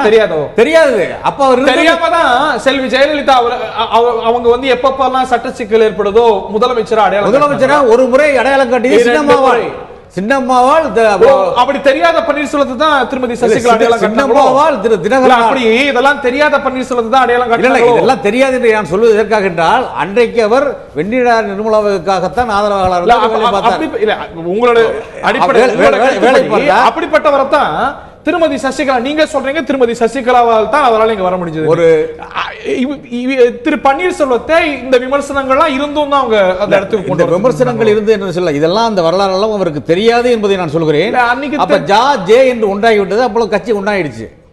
அப்ப பன்னீர்செல்வத்து மீது குற்றச்சாட்டை சொல்லவில்லை, இந்த வரலாறு அவருக்கு தெரியாதுங்கிறது சொல்றேன். அப்ப ஜேடிஎன் ஒன்றாக வந்த பிறகு இவர் நகர செயலாளராக இருக்கிறார் பெரியகுளத்திலே. பெரியகுளத்தினுடைய வார்டு கவுன்சிலராக இருந்திருக்கப்பட்டு தான் சேர்மன் ஆகிறார். 2000 ஓட்டு 3000 ஓட்டு தான் இருக்கும். அதத்தான் ஜெயலலிதா அவர் இல்ல திருமண விழாவில் சொல்றாங்க, இன்னைக்கு எல்லாரும் உடனே பதவிக்கு வரணும்னு ஆசைப்படுறாங்க. திரு பன்னீர்செல்வம் பாருங்க 18வது வார்டுல சேர்மன் உறுப்பினர், இப்படி பல கட்டங்கள்ல வந்து இன்னைக்கு முதலமைச்சர் அப்படிங்கிற அந்தஸ்து வரைக்கும் வந்திருக்கிறாரு. ராமாயண காலத்துக்கு பிறகு ஒரு உரியவர்கிட்டயே பதவி ஒருவற்ற போயிட்டு வந்திருக்கு அப்படின்னா திரு பன்னீர்செல்வத்துக்கு தான், அவருடைய நிலையில தான் அப்படின்னு செல்வி ஜெயலலிதா நற்சான்று கொடுக்குறாங்க. முதல் முறை இருந்தபோது சொன்னது அது. இரண்டாவது முறை இதே பன்னீர்செல்வத்தை கடந்த பிப்ரவரி மாதம் இரண்டாவது காட்டினார். ஏற்கனவே இரண்டாவது ஒரு அதிகார மையம் வரக்கூடாது என்பதற்கு காட்டினார்கள். அதுல வந்து என்னன்னா, இதே பன்னீர்செல்வத்தை தான் பிப்ரவரி மாதம் 2016 இருந்து அம்மா ஒதுக்கி வைத்திருந்தார். அவர் தம்பியை ராஜினாமா, அவர் தம்பியை எங்கேயுமே ஆன் ரெக்கார்ட் நீங்க சொல்லுங்க, நமக்கு ஆன் ரெக்கார்ட் தெரியாது என்ன? நீங்க ஆன் ரெக்கார்ட் ஒதுக்கி வைத்ததா பத்திரிகையில செய்தி வந்த பிறகு அவருக்கு சீட் கொடுக்கப்படுது, அவர் நிதியமைச்சராகிறார், இப்ப பொருளாளராக தொடர்கிறார், அதுதான் நமக்கு தெரியுது. மீண்டும் அவருக்கு வந்து முதலமைச்சருடைய இலாக்கா ஒதுக்கப்படுது. இதெல்லாம் எதுக்கு? 3வது அதிகார மையம் வேணாங்கிறதுக்கு தான். இவர் 3ஆம் இடம் ஆக விலை போய்விட்டார் என்று நிலை வருகிற போதுதான் அவர் தம்பி மீது ராஜா மீது நடவடிக்கை எடுத்தார். அம்மா தானே அவர் பையன் மீது இளைஞர் பாசறை பதவியிலிருந்து நீக்கினார். திவாகரன், நடராஜன், ராமச்சந்திரன் இவங்க மேல நடவடிக்கை எடுத்தது யாரு? அம்மா தான் எடுத்தாங்க. இல்ல இவங்க பையன் மேல நடவடிக்கை எடுத்தது யாரு? அவர் மாவட்ட இளைஞர் பாசறை செயலராக இருந்தார். அவர் திருமதி சசிகலா நீங்களா எல்லா நடவடிக்கையும் கடைசி வரைக்கும் தொடர செய்தது யாரு? அம்மா தான் செஞ்சாங்க. இல்லைன்னு சொல்ல மறுக்கலையே. இதே பன்னீர்செல்வத்து மீது நடவடிக்கை எடுத்திருக்கிறார்கள். அவர் உத்தமராக இருந்திருப்பார். ஆனால் அவருடைய படத்தை தன்னுடைய பாக்கெட்ல வச்சிருந்தார். கரூர் மாவட்ட செயலராக இருந்தவர். அவர் நியமிக்கப்பட்டது அவரிடத்திலே பணத்தை பெற்றுக்கொண்டு பன்னீர்செல்வம் தான் நியமித்தார். அவர் மீது அம்மா கூப்பிட்டு கடுமையாக திட்டி, இதே பன்னீர்செல்வம் அம்மா இடத்திலே காலையிலே விழுந்து அழுது விட்டு தவறை செய்ய மாட்டேன் என்று வந்த பிறகு அவர் பிப்ரவரி மாதம் 2016 17 வரை அம்மா இருக்கிற அந்த தேர்தலில் சீட்டு கொடுத்தாங்க. 2 முறை முதலமைச்சராக அமைந்திருக்கோம். அவருக்கு சீட்டு கொடுக்காம இருந்து அசிங்கப்படுத்தக்கூடாதுன்னு கொடுத்தாங்க. அன்னைக்கு அவங்க செய்த பாவம் தான் இன்னைக்கு இந்த இயக்கத்தை அழித்து விட வேண்டும் என்று நினைத்துக் கொண்டிருக்கிறார். You're all entitled to your views. நான் தொடர்ந்து வரேன், உங்கள்ட்ட நான் மீண்டும் வரேன். இல்ல சட்ட ரீதியான கேள்விகளும் எழுது. திருமதி சுதா ராமலிங்கம் அவர்கள்ட்ட நான் கேட்க விரும்புறேன். இன்னைக்கு இன்னொரு கருத்தும் தொடர்ந்து பேசப்படுது. அதாவது ஒரு காம்போசிட் கான்ஃபிடன்ஸ் ஓட், அதாவது 2 தரப்பும் சேர்ந்து சம வாய்ப்பு கொடுத்து அவங்களுடைய மெஜாரிட்டியை நிரூபிக்கிறதுக்கான வாய்ப்பு கொடுக்க முடியும் அப்படின்னு சில சட்ட ஆலோசனைகள் ஆளுநர் பக்கம் இருப்பதாக தகவல். அதற்கு ஸ்கோப் இருக்குன்னு நினைக்கிறீங்களா? 2 தரப்பும் சமமான வாய்ப்பு வழங்கப்படுறதுக்கு உத்தரப்பிரதேசத்தில் 90களில் நடந்த விஷயம் முன்னுதாரணமாக இதுக்கு முன்வைக்கப்படுது. ஒரு சட்ட வல்லுநராக இது பற்றி உங்களுடைய பார்வை என்ன? நிச்சயமாக இதுவும் பாசிபிலிட்டி இருக்குது. அந்த சூழ்நிலையில் வந்துட்டு 2 பேரில் யாரையுமே வந்து நியமிக்காமல் சீஃப் மினிஸ்டராக ஸ்வேர் பண்ணாமல் யாருக்கு வந்துட்டு மெஜாரிட்டி இருக்கோ அவங்கள கூப்பிடலாங்கிறதுக்குள்ள பாசிபிலிட்டி நிச்சயமாக இருக்குது. இது வந்து சீக்ரெட் பேலட் மூலியமாக இந்த பேலட்டை காஸ்ட் பண்ண சொல்லி கேட்கலாம் கவர்னரு. அதுக்குரிய பாசிபிலிட்டிஸ் இருக்கத்தான் செய்கிறது. என்னையை பொறுத்த வரைக்கும் நான் இதை எப்படி பார்க்குறேன் அப்படின்னு சொன்னோம்னா, முதல்ல இந்த இருக்கிற எம்எல்ஏக்கெல்லாம் அவர்களுடைய தொகுதிகளுக்கு போக சொல்லிட்டு அதுக்கப்புறம் அடுத்த நாள் அவங்கள கூப்பிட்டு உங்களுடைய பேலட்டை காஸ்ட் பண்ண சொன்னால் கூட நல்லாயிருக்கும். இன்றைக்கி நாம் யார் என்ன சொன்னோமானாலும் நிச்சயமாக அந்த ரிசார்ட்டில் வைக்கப்பட்டிருக்கிறவர்கள் மூளைச்சலவை செய்யப்பட்டு ஒரு இடத்தில் வைக்கப்பட்டிருக்கலாகத்தான் நம்ம பார்க்குறோம். நிச்சயமாக they would be under a lot of caution, under lot of pressure. அந்த ப்ரெஷர் நீக்கப்பட்ட நிலையில் அவங்க ஓட்ஸை காஸ்ட் பண்ணுறது நல்லது. அதற்காக முடியவில்லை என்றால் அட்லீஸ்ட் சீக்ரெட் பேலட். பத்திரிகையாளர்கள் பிரஸ் கான்ஃபரன்ஸ்ல திருமதி சசிகலா காமிக்கிறாங்க, தேர் ஆல் ஹியர், நீங்களே பார்த்துக்கோங்க எண்ணிக்கோங்க அப்படின்னு. அவங்களுக்கு அந்த ஃப்ரீடம் இல்லையா? இன்னைக்கு ஒரு இக்கட்டான ஒரு சூழ்நிலையில நம்ம எல்லாம் சேர்ந்து ஒரு இடத்துல இருக்கிறது நல்லது, நம்மளுடைய சாலிடாரிட்டியை காட்ட வேண்டியது நல்லது அப்படின்னு அவங்க எல்லாரும் சேர்ந்து ஒரு கலெக்டிவ் சாய்ஸா ஏன் இருக்க முடியாது, ஏன் இருக்க கூடாது? அவங்க தொகுதிக்கு போகணும், இந்த இடத்துல இருக்க கூடாது அப்படின்னு புல்லுக்கு கண்ணாடி எதற்குன்னு கேட்பாங்க, உள்ளங்கை பொண்ணுக்கு கண்ணாடி எதுக்குன்னு கேட்பாங்க. அதை மாதிரி தான் இருக்குது நீங்கள் கேட்குறது. அங்கே எல்லாரையும் கூட்டிகிட்டு போய் கூவாக உட்கார வச்சிருக்க வேண்டிய அவசியம் என்ன? ஒன்று. இரண்டாவதாக, நாட்டில் வேறு வேலைகளே கிடையாதா? இவங்கெல்லாம் அங்கே சொகுசு இடத்துல ஒரு ரிசார்ட்டில் போய் உட்காந்துட்டு இவ்வளவு நாட்கள் அவர்களுடைய வேலைகளை விட்டு கான்ஸ்டியூன்சியில் இருக்கக்கூடிய பிரச்சனைகளை நோக்காமல் கான்ஸ்டியூன்ஸுக்காக வேண்டி எதையும் வேலை செய்யாமல் இருப்பது என்பது எதற்காக வைக்கப்படுகிறார்கள்? அவங்க எல்லாருமே ஓன் ஃப்ரீ வில்ல போனாங்க நம்ம சொல்ல முடியுமா? நமக்கு எல்லாருக்கும் தெரியும் அவங்க எப்படி அழைத்து எதற்காக அழைத்து செல்லப்பட்டிருக்கிறார்கள் என்பது. அவங்க பேட்டியா கேட்கும் போது இல்லங்க நாங்க விரும்பி தான் இருக்கிறோம்னு உறுப்பினர்கள் பத்திரிகைகள்கிட்ட சொல்றத கேட்கிறோம், காட்சிகள்ல பார்க்கிறோம். கேட்கிறோங்க அவங்க யாருடைய பொறுப்புல இருக்கும் பொழுது கேட்கிறோம். ஃப்ரீ வில்லுங்கிறது எப்படி எக்ஸசைஸ் பண்றாங்க, எங்க இருந்து எக்ஸசைஸ் பண்றாங்கிறதெல்லாம் கிடையாதா? அவங்களுடைய ஷெல்டர்ல இருக்கும் பொழுது தனியாக பேச முடியும்னு நினைக்கிறீங்களா? நிச்சயமாக இது எல்லாருக்குமே தெரிஞ்ச ஒன்றுதான். நீங்க வந்து ரொம்ப இன்னசென்ட்டா எனக்கு குறுக்க கேள்வி கேட்கறதா கேட்கலாம், உங்களுக்கே தெரிஞ்ச ஒன்றாகத்தான் இருக்கிறது. எனக்கு தெரியல, அவங்க எல்லாரும் இன்னைக்கு கட்சிக்கு இக்கட்டான ஒரு சூழ்நிலை, நம்ம வந்து ஆட்சியை தக்க வைக்க வேண்டிய ஒரு சூழ்நிலை இருக்கு அப்படின்னு நம்ம எல்லாரும் சேர்ந்து சாலிடாரிட்டியை காட்டுவோம். ஏன் இருக்க முடியாது? Why should we rule out? இந்த இக்கட்டான சூழ்நிலையில் நம்ம செய்ய வேண்டியது நம்முடைய கடமைகள், நம்முடைய கான்ஸ்டியூன்சியில கடமைகள் இல்லையாங்க? அதை பாட்டுக்கு விட்டுட்டு பொறுப்பற்ற தன்மையில ஒளியில போயிட முடியுமா? அவர்களுக்கு ரீச்சே இல்லாம இருக்க முடியுமா? இவர்களை ஒண்ணுமே தொடர்பு கொள்ள முடியாத நிலையில தான் மக்கள் இருக்கிறார்கள். நான் ஓட்டு போட்டு அனுப்பிச்ச என்னுடைய எம்எல்ஏ கிட்ட என்னுடைய குறைகளை சொல்லணும்னா சொல்ல முடியாது. அவர் எங்க இருக்காருங்கிறது கூட சரியாக தெரியாது. அதை கூட நீங்க ஜேர்னலிஸ்ட் சொன்ன பிறகுதான் எங்களுக்கு தெரியும். இல்ல அதுலயும் கூட திரு நட்ராஜ் மாதிரி எம்எல்ஏக்கெல்லாம் கிளாரிஃபை பண்றாங்களே, நான் இது பார்க்க முடிகிறது, என்ன வந்து பார்க்கலாம், என் தொகுதியில வந்து பார்க்கலாம், எந்த பிரச்சனையும் இல்ல, I am still in my office is accessible அப்படின்னு நிறைய எம்எல்ஏக்கள் சொல்றத பார்க்கிறோம். பலர் நாங்க வந்து இந்த இடத்துல இருக்கிறது அப்படின்னு அத ப்ரூடென்ட்டா நினைக்கிறாங்க. இது வந்து ஒரு அசாதாரண சூழ்நிலை. Going into that place itself is not is sealed. Journalist போக முடியல, ஊர்க்காரர்களே போக முடியல, அப்புறம் வெளியாட்கள் எப்படி அங்க போக முடியும்? And it is under surveillance. என்னால நாங்க போய் சுயமாக பேச முடியும்னு நினைக்கிறீங்களா? நிச்சயமாக முடியாது. ஓகே, திரு மருது அழகராஜ்டையும் பிறகு திரு பொன்ராஜ் அவர்கள்ட்டையும் கருத்து கேட்க விரும்புகிறேன். திருமதி சுதாராமலிங்கம் சொன்ன கருத்துக்களை நீங்க கேட்டிருப்பீங்க. ஏன் எம்எல்ஏக்கள் ஒரு ஃப்ரீ வில்ல விடக்கூடாது? இன்னைக்கு எங்க பத்திரிகையாளர்களை திருமதி சசிகலா சந்தித்தாலும் அவங்க எதிர்கொள்ளக்கூடிய முக்கியமான கேள்வியா இன்னைக்கு அரசியல் அரங்கத்துல மிக முக்கியமான விமர்சனமா இந்த கூவத்தூர் முகாம் அப்படிங்கிறது தான் இருக்கு. ஏன் முகாம் இருக்கணும்? Why not at free will? அவங்க மேல நம்பிக்கை இல்லையா? ஏன் தமிழ்நாட்டுடைய சட்டம் ஒழுங்கு மேல நம்பிக்கை இல்லையா? காவல்துறை மேல நம்பிக்கை இல்லையா? உங்களுக்கு பிரச்சனை இல்லாம காவல்துறை பார்த்துக்காதா? அவங்க ஃப்ரீ வில்லில் இல்ல அப்படிங்கிறது தான் அவங்க இன்னைக்கு எழக்கூடிய மிக முக்கியமான விமர்சனம். ஓரிடத்தில் இருப்பதால் அவர்கள் அடைத்து வைக்கப்பட்டிருக்கிறார்கள் என்று சொல்வது மக்களால் தேர்ந்தெடுக்கப்பட்ட சட்டமன்ற உறுப்பினர்களை ஒரு வகையில் அவமானம் செய்கின்ற ஒரு செயலாக, ஒரு சொல்லாக நான் பார்க்கிறேன். அவர்களுக்கு சகோதரிக்கு சந்தேகம் இருந்தார், நாளைக்கு அவங்க வரட்டும்.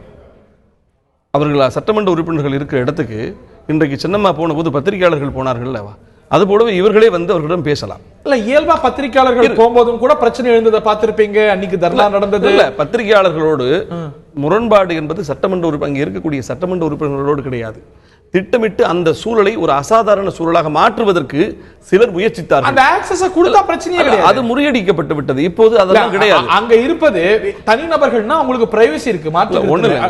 இன்னைக்கு இப்ப நான் என்ன கேக்குறேன், நான் என்ன கேக்குறேன், ரெப்ரசன்ட் பண்ற சட்டமன்ற உறுப்பினர்கள் நான் என்ன கேக்குறேன், சட்டமன்ற குழு தலைவராக எங்கள் சின்னம்மா அவர்களை தேர்வு செய்து ஆளுநரிடம் கடிதம் கொடுத்துவிட்டு அவர் எப்போது வேணாலும் அழைப்பார் என்ற நிலையில் கன்னியாகுமரி, நாகர்கோயில், திருநெல்வேலி என்று தமிழகத்தினுடைய பல பகுதிகளிலிருந்து சட்டமன்ற உறுப்பினர்களை உடனே அழைக்க முடிவதற்கு சிரமமாக இருக்கும். அரசியல் ரீதியாக குதிரை பேரம் நடத்தி இவர்களை மூளைச்சலவை செய்வதற்கோ அல்லது இவர்களை திசை திருப்புவதற்கோ அந்த வாய்ப்புகளை கூட கொடுக்கக்கூடாது என்று ஒரு இயக்கம் நினைப்பது இங்கு மட்டுமல்ல, இந்தியாவில் பல காலங்களில் இது போன்ற சூழலில் நடந்திருக்கிறது.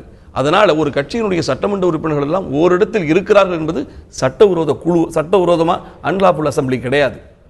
என்னை பொறுத்தவரை நான் என்ன கேட்கிறேன், அவங்களுக்கு ஏதேனும் அவங்களுடைய குடும்பத்தில் இருந்தோ அல்லது சட்டமன்ற இப்போ நீங்க 8 பேர் வெளியே வந்திருக்காங்கல்ல, அவர்கள் அடைத்து வைக்கப்பட்டு தப்பியா ஓடியாந்தாங்க. விருப்பப்பட்டவர்கள் சென்றிருக்கிறார்கள்லவா, நாடாளுமன்ற உறுப்பினர்கள் போயிருக்கிறார்கள்லவா. என்ன ஒண்ணு, ஓபிஎஸ் அவர்களை முன்வைத்து நடத்தக்கூடியவர்களுக்கு ஆதாயம் அதிகமாக இருக்கிறது, அவருக்கு ஆதாயம் குறைவாக இருக்கிறது. நாங்க நடத்தப்பட்ட விதம் ரொம்ப கான்ட்ரோவர்ஷியலானதுங்கிறாங்க. என்னது, நாங்க எங்களை இங்கேருந்து போனாங்க, எங்களுக்கு வாய்ப்பு மறுக்கப்பட்டது, ரொம்ப ஒரு கான்ட்ரோவர்ஷியலான முறையில் கூட்டிட்டு போனாங்க, இங்க போறோம்.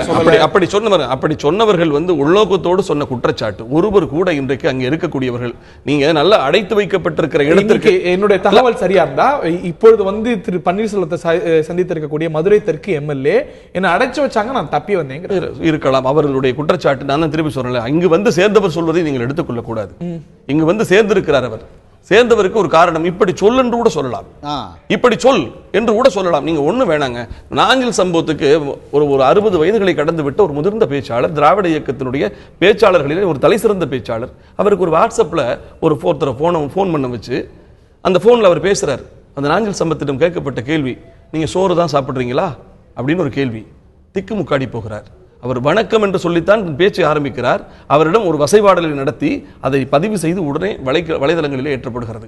இன்றைக்கு வலைதளங்கள் மூலம் திட்டமிட்டு வாய்மையை புதைக்கிற கொலைக்களங்களாக மாறி இருக்கிறது. இந்த அரசின் மீது ஊடகங்கள் மட்டுமல்ல, வலைதளங்களை வைத்தும் ஒரு தாக்குதல் தொடுக்கப்பட்டிருக்கிறது. ஊர் ஜனங்களால் உருவாக்கப்பட்ட அதிமுகவை ஊடகங்களால் வைத்து தகர்க்கலாம் என்கிற ஒரு திட்டம். நான் ஒன்னு சொல்லுகிறேன் சார், நான் சொல்ல முடிக்கிறேன். இப்ப நீங்க பேசும்போது என்ன பிரச்சனைனா, திரு ஓபிஎஸ் அவர்களை அதிமுக ஏன் ஏற்க மறுக்கிறது அப்படின்றது ஒரு விஷயம் தான். மகாபாரத கம்பராமாயணத்தை நீங்க சொன்னீங்க. மகாபாரதத்துல கௌரவர்கள் ஒரு பக்கம், பாண்டவர்கள் ஒரு பக்கம். அந்த மகாபாரத யுத்தத்தினுடைய வெற்றி பாண்டவர்கள் பக்கம் தான் போயிருக்கும், நிச்சயமா வென்றிருப்பாங்க. எங்கே ஒரு தவறு நடந்தது தெரியுமா? இந்த கௌரவர்கள் கர்ணனை குந்தி ஒரு நாள் போய் சந்தித்துக்கிறதுக்கு கர்ணன் ஒத்துக்கொண்டாம பாருங்க. ஒரே ஒரு நாள் பகையாளியின் தாய், இவனோட தாயாக இருந்தாலும் பகையாளியினுடைய குழுவில் இருந்து வந்தவரோடு ஒரு நாள் பேசினான். பிரம்மாஸ்திரத்தை ஒரு முறை தான் பயன்படுத்துவேன்னு உத்தரவாதம் கொடுத்தான். வெற்றியை எழுதி கொடுத்தாச்சு. ஆக பகையாளியோடு ஒரு வினாடி கைகுலுக்கினால் கூட அது ஒரு இயக்கத்திற்கு பலவீனமாகிவிடும் என்பதுதான் அம்மா அவர்கள் சொன்னது. நல்லா புரிஞ்சு, புரட்சி தலைவி அம்மா அவர்கள் கழக தொண்டனுக்கு போதித்தது. அதுபோல இன்றைக்கு திரு ஓபிஎஸ் அவர்களை பொறுத்தவரை திமுகவோடு எந்த நிலை, அனைத்து நிலையிலும் அவர் தொடர்பில் இருக்கிறார்.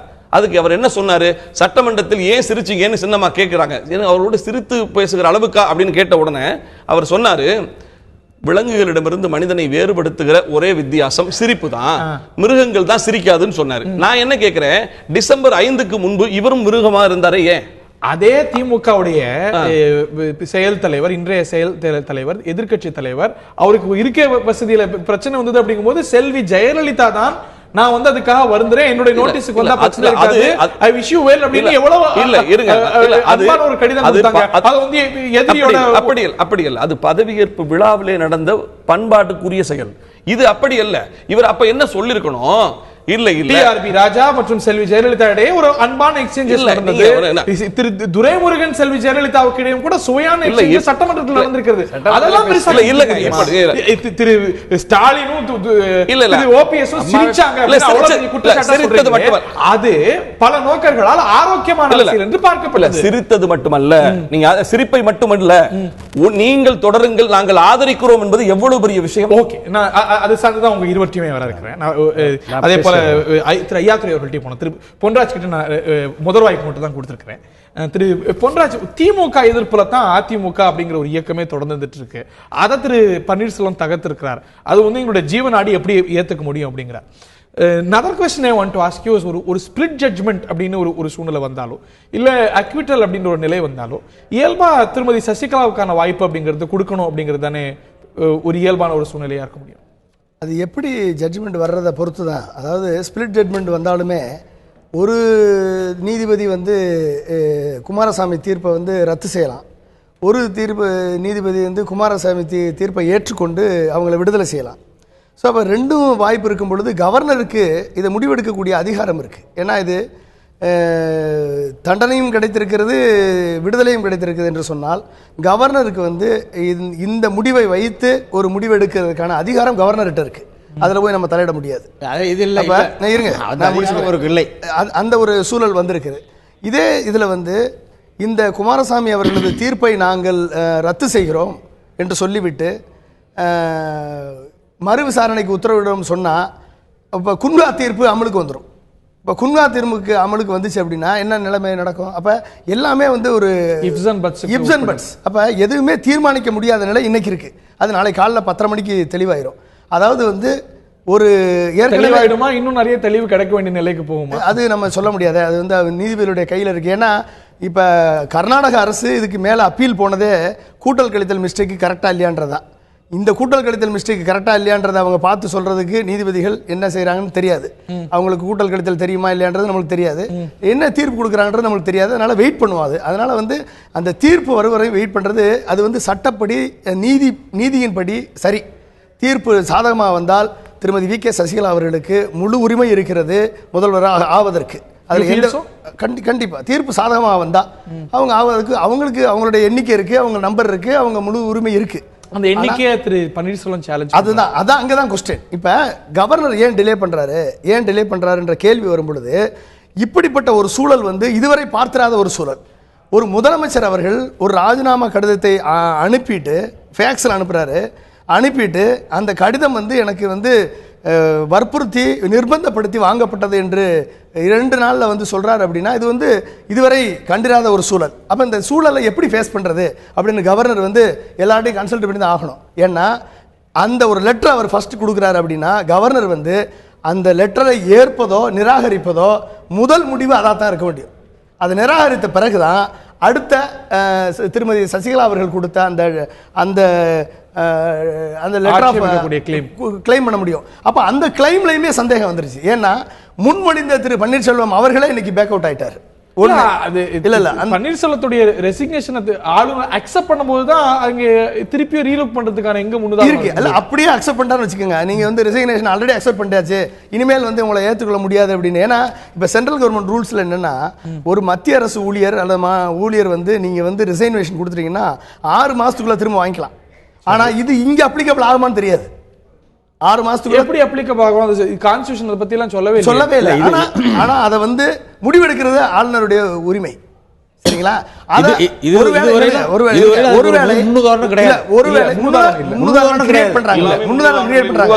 ஒருவேளை ஆளுநர் அவர்கள் பன்னீர்செல்வத்தினுடைய ராஜினாமா வாபஸை நிராகரிச்சா அவருக்கு கோர்ட்டுக்கு போய் சேலஞ்ச் பண்றதுக்கு உரிமை இருக்கு. அப்படின்னா சேலஞ்ச் பண்ணிட்டாருன்னு வச்சுக்கோங்க, இந்த ஸ்டேட்டஸ் கோ அப்படியே கண்டினியூ ஆகும். என்ன பண்ணுவீங்க?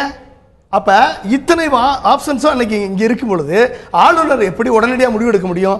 ஒரு சைடு இந்த பக்கம் கோர்ட் கேஸ் இருக்கு, ஒரு சைடு வந்து இவ்வளவு கன்ஃபியூஷன் இருக்கு. ஓகே, இத்தனை பிரச்சனைகளுக்கு மத்தியில இது வந்து ஒரு சிக்கலான முடிவு, அது சீக்கிரம் விட கிடைக்கும். நான் திரு பன்னீர்செல்வம் அவர்கள் ஆதரிக்கக்கூடிய முன்னாள் சட்டமன்ற உறுப்பினர் திரு விஜயபாலன் அவர்கள்ட்ட கேட்க விரும்புகிறேன். ஏற்கனவே வைக்கப்பட்ட சில விமர்சனங்களுக்கு நீங்கள் பதிலளிக்க விரும்புவீங்க. அதில் திரு அழகராஜ் வைத்த விமர்சனம் ரொம்ப முக்கியமானது. அதிமுகவுடைய மையமான ஒரு கோர் ஐடியாலஜியில் ஒன்று திமுக எதிர்ப்பு. அதை திரு பன்னீர்செல்வம் காம்ப்ரமைஸ் பண்ணிட்டார் அப்படிங்கிறார். கூடுதலாக என்னுடைய கேள்வி அப்படிங்கிறது, நாளைக்கு இந்த தீர்ப்பு வர இருக்கிறது, இந்த சொத்து வழக்கில் தீர்ப்பு, அது பற்றி உங்களுடைய பார்வை. உங்கள் கேள்விக்கு பதில் சொல்கிறதுக்கு முன்னாடி ஒரு 2 வார்த்தை அவங்க சொன்னது சொல்லிடணும். Go ahead. இப்போ மகாபாரத கதையை சொன்னாங்க. கௌரவர்கள் அதே போல் பாண்டவர்கள் அப்படின்னு ஓபிஎஸ்ஸை பொறுத்தளவுக்கு அண்ணன் ஓபிஎஸ்ஸை பொறுத்தளவுக்கு அவர் கௌரவரும் கிடையாது, பாண்டவரும் கிடையாது, அங்கதேச மன்னன் கர்ணனும் கிடையாது. அவர் ஒரு கிருஷ்ண பகவான் மாரி இருக்கார் இன்னைக்கு. அதான் என்னால் சொல்ல முடியும். கிருஷ்ணர் யார்? திரு பன்னீர்செல்வமா, கவர்னரா? ஓபிஎஸ் அது அப்புறம். யாரு? ஆனா இப்போதைக்கு அவருடைய நடைமுறை வாழ்க்கை அப்படிதான் இருக்கு. அது மட்டும் இல்லை, அடுத்தது விலை போய் விட்டார்னா எங்கே விலை போக முடியும்? எப்படி விலை போக முடியும்? சட்டமன்றங்கிறது நாகரிகமாக நடக்கணுங்கிறது ஒன்று. அம்மாவே ஒரு தடவை சட்டமன்றத்தில் துறைமுறையினை பார்த்து கேட்குறாங்க. என்ன கேட்குறாங்கன்னா, உங்களுடைய லாங்குவேஜ், பாடி லாங்குவேஜ் நல்லா இருக்கு, நல்லா நீங்கள் நடிக்க போயிருக்கலாமா கூட கேட்டேன், உங்களுக்கு தெரிஞ்சிருக்கலாம் அப்படி கேட்டிருக்கிறாங்க. அதே போல் அதை ராஜான்னு மன்னார்குடி எம்எல்ஏ பேசும்போது கூட ரொம்ப பேசியிருக்காங்க, அதே போல் பேசியிருக்கிறாங்க. ஆனா பேசும்போது கடுமையான விமர்சனம் செஞ்சு அது எக்ஸ்சேஞ்சஸ் பண்ணாங்க. ஆனா இதுல என்ன அவங்க முக்கியமா எழுப்புறாங்கன்னா, அதிமுக அரசு, அதிமுக முதலமைச்சர் திமுகவுடைய ஆதரவு இருக்குங்கிறாரு. அது உங்களோட ஆதரவு எங்களுக்கு எதுக்குங்க, நீ ஏன் கேட்கலங்கிறாங்க. இல்ல திருமதி சசிகலா கேள்வியா பாக்க அது அவங்க சொல்லியிருக்கலாம். அதே உங்க நிருபர்கள், உங்க மீடியாஸ் எல்லாம் கேட்கும்போது ஒண்ணு சொன்னாரு, அதிமுக சட்டமன்ற உறுப்பினர்கள் வாக்களித்து நான் வந்தால்தான் முதலமைச்சரா வருவேன் சொன்னார், இல்லை என்றால் நான் வரமாட்டேன் சொன்னார். திமுகவோ மற்ற கட்சியோ ஆதரவு கொடுக்குறதா அவன் ஏதாவது சொல்லிட்டு போறாங்க, அதை பத்தி எங்களுக்கு கவலை கிடையாது. மாற்று கருத்துல நமது தலைமை செய்தி ஆசிரியர் ரங்கராஜ் பாண்டே எழுப்பின கேள்விக்கு இந்த பதில் சொன்னார். எங்களுக்கு நான் வந்து முதலமைச்சர் ஆவது என்றால் அது அதிமுக எம்எல்ஏ ஆதரவு சொன்னார். அவங்க எழுப்பக்கூடிய கேள்வி, எங்களுக்கு ஏன் இந்த ஆல்டர்னேட் அரேஞ்ச்மெண்ட் பற்றிய சிந்தனையை வந்துச்சு அப்படின்னா, திமுக ஆதரவு தரேன்னு சொல்லுது, அப்ப அமைதியா இருக்கிறாரு. அது எப்படி நான் என்ன சொல்றேன்னு கேட்டீங்கன்னா, சட்டமன்றத்தில் அவர் இதனால் பதில் சொல்ல என்னங்கிறதெல்லாம் ஒரு புறம் இருந்தால் கூட திமுக கிட்ட விலை போறதுக்கு என்ன இருக்கு? அதுதான் என்னுடைய கேள்வி. ஏன் விலை போகணும்? அவருடைய உடம்புல ஓடுறது பூராவே எம்ஜிஆர் அண்ட் அம்மாவுடைய ரத்தம் தான் ஓடிக்கிட்டு இருக்கு. அவர் எப்படி வந்து திமுகவுக்கு விலை போகாரு? ஓகே, அது ஒரு பொய்யான குற்றச்சாட்டுங்கிறதுக்காக சொல்ல வர. இந்த சொத்து வழக்கு பற்றி உங்களுடைய பார்வை, தீர்ப்பு பற்றி உங்களுடைய சொத்து வழக்கை பொறுத்த அளவிற்கு தீர்ப்பு பாதகமாக வந்தாலும் சாதகமாக வந்தாலும் அதை பற்றி இப்போ நாங்கள் சிந்திக்க தயாராக இல்லை. ஆனால் தமிழ்நாட்டினுடைய முதலமைச்சராக அண்ணன் ஓபிஎஸ் அவர்கள் தொடர்வார், அதுதான் சொல்ல முடியும். இந்த கேஸ் அப்படிங்கிறது இம்மெட்டீரியல் நினைக்கிறீங்க? கேஸ்ல வந்து எது வேணாலும் வரலாம். அது நம்ம எல்லாருக்கும் நம்ம ஆளுநருடைய கன்சர்ன்ல ஒரு ரொம்ப முக்கியமான ஒரு கன்சர்னா இந்த தீர்ப்பு இருந்தது. தீர்ப்புங்கிறது அவங்க சொல்றாங்களே தவிர ஆளுநர் எடுக்கிற முடிவுகளை யாரும் தலையிட முடியாதுன்னு சொல்றாங்க. எனக்கு சட்டம் தெரியாது, ஆனா நடைமுறைகள் தெரியும். அப்ப யாரும் தலையிட முடியாதுங்க, ஆளுநர் என்ன முடிவு எடுக்கிறான்னு நமக்கு தெரியாது. அதே போல ஜட்ஜஸ் நாளைக்கு என்ன கொடுக்க போறாங்கன்னு நமக்கு தெரியாது. அது வந்து அவங்களுக்கு சாதகமா இருக்கா பாதகமா இருக்காங்கிறதே எங்களுக்கு பிரச்சனை அல்ல. இன்றைக்கு ஒரு அரசியல் தலைவர்களை நீங்கள் நேசித்த தலைவி, ஒரு நிமிஷம், தலைவி நிரபராதி என்று வர வேண்டும் என்று ஆசைப்படுறீங்க. ஒரு நிமிஷம் நீங்க குறிக்கிடாதீங்க. நீங்க ஏற்றுக்கிட்டீங்களே அரசியல் தலைவர்களை இல்ல ஒரு நிமிஷம் சாதகமா வரணும்னு இயல்பா உங்களுக்கு என்ன வேண்டாமா? ஏன்னா இதுல A1 இல்ல அது இருக்குங்க. நான் என்ன சொல்றேன், அத வச்சு என்றைக்குமே அம்மாவை இவர்கள் நேசிப்பவர்கள், அத வச்சு நம்ம சொல்ல முடியாது. தொடங்கி நீங்க அத வச்சு அதனால தான் முதலமைச்சர் ஆறாரு சொன்னா அதுவும் தப்பா போய்டும். சரிதான் உங்களுக்கு, அதனால அதுக்கு போக வரல. இல்ல அவங்க என்ன, அவர் என்ன கேக்குறாரு, அவங்க சொல்வாங்க அத நீங்க வந்து சாதகமா வரணும் தானே விரும்பணும். ஏன்னா A1 விரும்பணுங்கிறது வேற விஷயங்க. நாங்க அதுக்குள்ள போகிறதுக்கு ஏன் விரும்பலன்னா, இப்ப பாதகமா வந்தா இவர் முதலமைச்சர் ஆறாரு நான் எப்படி சொல்ல முடியும்? அப்ப அது அம்மாவை பாதிக்காதா? அது கூடாது. ஆனா நான் சொல்றேன், அரசியல் தலைவர்களை நாட்டு மக்களும் அந்த இயக்கத்தினுடைய தொண்டர்கள் தான் உருவாக்குறாங்க. இதய தெய்வம் புரட்சி தலைவர் எம்ஜிஆர் அவர்கள் கட்சி ஆரம்பிக்கும் போதும் அதே நிலைதான். இதய தெய்வம் புரட்சி தலைவி அம்மா அவர்கள் இயக்கத்தை காணும் பொழுதும் இந்த நாட்டு மக்களும் அதே இடத்துல கழகத்தில் லட்சோப லட்ச தொண்டர்களும் தான் தலைவராக்கினார்கள். அதே போலதான் இன்றைக்கு அண்ணன் ஓபிஎஸ் அவர்களை லட்சோப லட்ச கழக தொண்டர்களும் நாட்டு மக்களும் முதலமைச்சராக வர வேண்டும் என்று விரும்புகிறார்கள். ஓகே, நான் திரு ஐயாத்துரை அவர்கள்ட்ட கேட்க விரும்புகிறேன். நம்ம வந்து காம்போசிட் வாக்கெடுப்பை பற்றி நிறைய அணுகப்படுது. அட்டர்னி ஜெனரல்லாம் கிட்ட கூட அது பேசப்பட்டதா சொல்லப்படுது. அதுக்கு வாய்ப்பு இருக்குன்னு நினைக்கிறீங்களா? ஒரு முதலமைச்சராக இருப்பவர் தானே கான்ஃபிடன்ஸ் ஓட்டை கோர முடியும். அப்படி ரெண்டு பேர் அந்த ஒரு கிளைம் வச்சுட்டு இருக்கும்போது, எங்களுக்கு பக்கம் தான் மெஜாரிட்டி இருக்கும் போது ரெண்டு பேரும் கிளைம் பண்றதுக்கான ஒரு கான்கிரீட்டான வாய்ப்பை சட்டம் கொடுக்குதுன்னு நினைக்கிறீங்களா? வந்து காம்போசிட் வாக்கெடுப்புன்றது வந்து நாளைக்கு வர தீர்ப்பை பொறுத்தது. தீர்ப்பை பொறுத்து தான் அந்த நிலைமை ஏற்படும். அந்த அதாவது தீர்ப்பிலே திருமதி சசிகலா அவர்கள் விடுவிக்கப்பட்டால் அந்த ஒட்டுமொத்தமாக 2 பேருக்கு சேர்ந்து ஒரே நேரத்தில் வாக்கெடுப்பு நடத்துவது சாத்தியப்படலாம். அது அந்த நிலை ஏற்படாத வரையில் கவர்னர் வந்து நாளைக்கே தீர்ப்பு வந்தாலும் அந்த சாதகமாக வந்தால் உடனடியாக அவரை அழைக்க வேண்டும். இல்லை என்றால் கவர்னர் பொறுத்திருந்து ஆலோசனை செய்தால் முடிவெடுக்க வேண்டும். இல்ல நான் கேக்குறேன், நான் கேட்பது அதுவல்ல. திருமதி சசிகலாவுடைய பொலிட்டிக்கல் ஃபியூச்சர் அதை மையப்படுத்தி இருக்கிற ஓகே, பட் ஆனா காம்போசிட் வாக்கெடுப்புக்கான வாய்ப்பை சட்டம் விட்டுருக்கா, அதை பற்றி ஒரு தெளிவு இருக்கான்னு கேட்க நான் விரும்புறேன். அத சட்டத்தின் பார்வை என்னன்னு தெரிஞ்சுக்க விரும்புறேன். இருக்கிறது. ஏனென்றால் ஒவ்வொருத்தரையும் தனித்தனியாக கூப்பிட்டு அவருடைய மெஜாரிட்டி, அதாவது பெரும்பான்மையை நிரூபிப்பதற்கு பதிலாக இருவரையுமே ஒரே சமயத்தில் வாக்கெடுப்பு நடத்தி யார் பெரும்பான்மை பெற்றிருக்காள் என்றது அறிவதற்கு வாய்ப்பு இருக்கிறது. திருமதி சுதா, நீங்க அவ்வாறே கருதுறீங்களா? ஏன்னா முதலமைச்சர் தானே ஒரு கான்பிடன்ஸ் ஓட்ட கோர முடியும். யார் முதலமைச்சர் இருக்காங்களோ இந்த அவைக்கு மேல கான்பிடன்ஸ் இருக்கா இல்லையாங்கிற ஒரு முன்னெடுப்பை செய்ய முடியும். இன்னொருத்தர் அந்த நாற்காலிக்கு கிளைம் பண்றவங்க அதை செய்யறதுக்கான ஸ்கோப்பை இன்னைக்கு சட்டம் விடுதா? அதை பற்றி ஒரு கான்கிரீட்டா ஒரு தெளிவை நம்ம கான்ஸ்டிடியூஷன்ல பெற முடியுதா?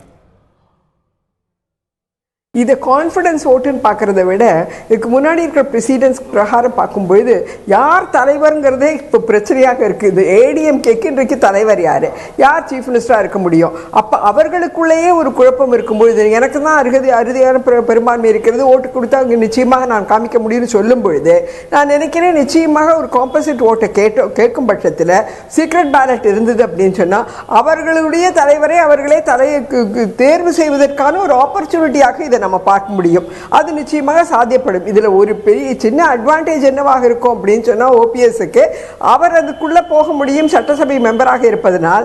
ஆனா இந்த அம்மாவால திருமதி சசிகலாவால் அங்க போக முடியாது. ஏன்னா அவங்க சட்டசபை மெம்பராக இல்லாததுனால். என்னையை பொறுத்த வரைக்கும் நான் இவங்க 2 பேர்ல யாரையுமே ஆதரிப்பவர்கள் இல்லைங்க. அதை நான் தெளிவாக சொல்லிக்க விரும்புகிறேன். என்னை பொறுத்த வரைக்கும் இன்றைய சூழ்நிலையில் இப்படி போய்கிட்டே இருக்கும் பொழுது இன்னொரு புதிய எலெக்ஷன் வர்றதே நல்லதுன்னு நான் நினைப்பேன். That's apart from it, it's my own opinion. But as such, ஒரு composite voting could be to find out who would secure the votes as leader of their own party. Okay, ma'am. எல்லாருடைய இறுதியான கருத்தையும் கேட்க வேண்டிய தருணம் வந்தாச்சு. In this order, Mr. Kalairaj. இவங்க சொல்கிறாங்க சின்னம்மா இப்போ மெஜாரிட்டி எம்எல்ஏக்கள் வைத்திருக்கிறார்கள். அவர்கள் 6 மாதம் கழித்து உள்ள சட்டமன்ற உறுப்பினராக உள்ளே போயிட்டு 6 மாதம் கழித்து சட்டமன்ற உறுப்பினர் தேர்ந்தெடுக்கப்படலாம். இதுக்கு பல முன்னுதாரணங்கள் இருக்கிறது. எனவே அவங்க வாக்கெடுப்பில் கலந்து கொள்ள முடியாது. நாராயணசாமி உதாரணம், பல விஷயம் அண்ணாவுக்கே உதாரணம் இருக்குது. அதே 2வது நீங்கள் பார்த்தீங்கன்னா பீகாரில் பார்த்தீங்கன்னா அந்த மஞ்சினி இப்படி தான் சொல்லிக்கிட்டே இருந்தார். நான் மெஜாரிட்டி இருக்குன்னு ஓபிஎஸ் சொல்கிற மாதிரி. ஆனால் நிதிஷ்குமார் பார்த்தாரு, கொஞ்ச நாள் தான் வெயிட் பண்ணார். நேராக சுப்ரீம் கோர்ட்டை போய் ஆர்டிகல் 32 அங்கே போய் ஃபைல் பண்ணார் பெட்டிஷன். ஆட்டோமேட்டிக் வின் பண்ணது யார்? நிதிஷ்குமார் தான். Majority of the MLA Nitish Kumar பண்ணி தான் இருந்தாங்க. அது மாதிரி இதுலேயே எங்களுக்கு நாங்கள் கோர்ட்டை இதுவரை அணுகலை, ஆளுநரை நம்பிக்கொண்டிருக்கிறோம், நியாயம் எங்களுக்கு வரும் என்று சொல்லி. இன்னொன்று அப்புறம் அவர் வெறும் அப்துல் கலாமுடைய உதவியாளர் இருந்தவர் சொன்னார். அவர் என்ன சொன்னார்? பன்னீர்செல்வம் மிக திறமையாக செயல்பட்டார் என்று சொன்னார். அதில் நான் அந்த மாற்றுக்கருத்துக்குள்ள நுழையவில்லை. எங்களுக்கு சந்தேகப்பட்டது அப்படிங்கிற நிலை வந்த பிறகு தான் இப்படி முடிவெடுக்கிறோம். இதில் என்னன்னா நவீன் பட்நாயக், ஒரிசாவில் நவீன் பட்நாயக்குடைய பிஜு பட்நாயக்குடைய மகன் நவீன் பட்நாயக் வந்தபோது அவருக்கு வாய்ப்பு வந்தது, அவர் நன்றாக செயல்பட்டார். அது மாதிரி இப்போ அகிலேஷ் யாதவ் கொடுத்தோன்னே அவர் நன்றாக செயல்பட்டார். அது மாதிரி சின்னம்மாவுக்கு ஒரு வாய்ப்பை கொடுக்கணும். இப்போ எம்ஜிஆர் வந்தப்போ, புரட்சித் தலைவர் எம்ஜிஆர் வந்தப்போ நடிகன் நாடாள முடியுமா என்று கருணாநிதி கேட்டார். ஆனால் எம்ஜிஆர் திறம்பட நாட்டை ஆண்டு 87 வரை மறைகிற வரை அவர் தான் முதலமைச்சராக இருந்தார். கருணாநிதி நிர்வாகத்திறன் பற்றி கேள்வி எழுந்தது. பிறகு இதுல பாராட்டக்கூடிய விஷயங்களும் வார்தா புயலிருந்து ஜல்லிக்கட்டுல இருக்கலாம். சின்னம்மாவுக்கு வாய்ப்பு கொடுக்காமலே நீங்கள் எப்படி செயல்படுவார் என்று கேட்டீர்கள். அது என்ன அர்த்தம்? அண்ணா எம்ஜிஆரால் முடியாது என்று சொன்னவர் தான் கருணாநிதி. அம்மா வந்தபோது இவரால் எப்படி முடியும் என்று சொன்னார். அம்மா சாதித்து காட்டவில்லையா? அமெரிக்காவிலிருந்து ஹிலாரி கிளின்டன் வாழ்த்தவில்லையா? உலகமே உற்றுநோக்கு பார்த்ததா இல்லையா அம்மாவை பற்றி? அதனால சின்னம்மாவுக்கு வாய்ப்பு தந்தால் நிச்சயமாக திறம்பட அம்மாவினுடைய அத்தனை கூடவே இருந்த காரணத்தினால் அம்மாவுடைய சிந்தனை, செயல், திட்டங்கள் எப்படியெல்லாம் வைகம் வைக்க முடியும் என்பதை அம்மா செய்து காமிப்பார். தமிழகத்திற்கு மிகப்பெரிய ஒரு நல்ல ஆட்சியை தருவார். திரு பொன்ராஜுடைய இறுதியான கருத்து. அதாவது இன்னைக்கு இவங்க எல்லாருடைய சுச்சுவேஷனை பார்க்குறப்ப என்ன தெரியுதுன்னா, பெருந்தலைவர் காமராஜர், அறிஞர் அண்ணா, கலைஞர் கருணாநிதி, புரட்சித் தலைவர் எம்ஜிஆர், புரட்சித் தலைவி செல்வி ஜெயலலிதா, இவங்க எல்லாருமே ஒரு மக்களாட்சியை நடத்தினாங்க. மக்களால் மக்களுக்காக மக்களாட்சியை நடத்தினாங்க. ஆனால் என்னைக்கு ஒரு ஆட்சி குடும்ப ஆட்சியாக மாறுகிறதோ அன்னைக்கு வந்து திமுக தோல்வியை கண்டது. அவங்களால எந்திரிக்க முடியல. இன்றைக்கு அதிமுகவுக்கு அது அப்படிப்பட்ட ஒரு சிக்கல் வந்திருக்கு. ஏன்னா இன்னைக்கு நீங்கள் 2 பேரை பாருங்கள். ஒன்று ஓபிஎஸ், இன்னொன்று திருமதி வி.கே. சசிகலா அவர்கள். ஓபிஎஸ் அவர்கள் சொல்லக்கூடிய வார்த்தையிலையும் திருமதி சசிகலா அவர்கள் சொல்லக்கூடிய வார்த்தையிலையும் ரெண்டையுமே ஒரு அரசியலுடைய பரிணாமங்களை நான் பார்க்குறேன். திருமதி சசிகலா அவர்கள் என்ன சொல்கிறாங்கன்னா, திமுக தான் எங்களுக்கு எதிரி கட்சி, அப்போ திமுகவுடைய எதிர்ப்பு அரசியல் தான் அதிமுகவுக்கு நிலை தரும். ஜெயலலிதாவும் அவங்க பண்ணாங்க. ஆனால் காலம் அப்படி இல்லை. இன்னைக்கு இருக்கக்கூடிய சூழலில் திமுக எதிர்கட்சி நீங்கள் பார்க்கக்கூடாது, சிரிக்கக்கூடாது, பேசக்கூடாது, அதில் வந்து ஒரு மீனிங் இருக்குது அப்படின்னு சொல்லும் பொழுது இவருடைய பார்வை வந்து திரும்பவும் அந்த நிலைமைக்கு கொண்டு செல்கிறது. ஆனால் இவர் பன்னீர்செல்வம் அவர்கள் பார்வையில் வந்து என்னென்னா, எல்லாரையும் அரவணைத்து செல்ல வேண்டும், ஒரு ஜனநாயக முறையில் கொண்டு போகணும்னு நினைக்கிறாரு. இப்போ நீங்கள் 2 பாருங்கள். இன்றைக்கு மக்கள் வாக்களிக்கிறார்கள், அரசாங்கம் தேர்ந்தெடுக்கப்படுகிறது. இன்னைக்கு வாக்களிக்கக்கூடிய சூழல் இன்னைக்கு இல்லை. அதனால் எல்லாரும் வாட்ஸ்அப்பில் போடுறான், புரிஞ்சுக்கிட்டீங்களா? கருத்து அப்படி பரவுது. இந்த சூழலில் வாட்ஸ்அப்பில் போட்டு ஃபேஸ்புக்கில் போட்டதுனால தான் இளம் தமிழனின் யுக புரட்சி ஜல்லிக்கட்டு இன்னைக்கு வெற்றிகரமாக உலகம் நடந்தது. இல்லை ஃபைனலாக சொல்லிடுறேன். இப்படிப்பட்ட சூழல் நடந்துகிட்டு இருக்க நேரத்தில் தமிழர்களும் இளைஞர்களும் பொதுமக்களும் இந்த அரசியலை வேற பரிமாணத்தில் பார்க்க வேண்டிய சூழல்ல திரும்பவும் அதிமுக திமுக எதிர்கட்சின்ற சண்டை போடாம ஒரு குடும்ப ஆட்சியா இல்ல ஜனநாயக மாண்பை காக்கக்கூடிய ஆட்சியா என்பதுதான் இன்றைக்கு தமிழர்கள் முன்னால் இருக்கக்கூடிய கேள்வி. ரெண்டுமே சப்ஜெக்டிவான ஒரு விஷயம். இறுதியான கருத்து நான் 3 விஷயம். குடும்ப ஆட்சி அப்படின்னு சொன்னா ஓபிஎஸ்க்கு அது ரொம்ப பொருந்தும். 2 மகனுக்கும் கட்சியில பொறுப்பு வச்சாரு, அவருடைய தம்பியை சேர்மன் ஆக்கினாரு. அவரை விட குடும்ப அரசியல சிறப்பா பண்ணவங்க யாரும் கிடையாது. இல்ல அவங்க இந்த தரப்புல எந்த குடும்ப எந்த அதிகாரத்திலும் யாரும் இருக்கல.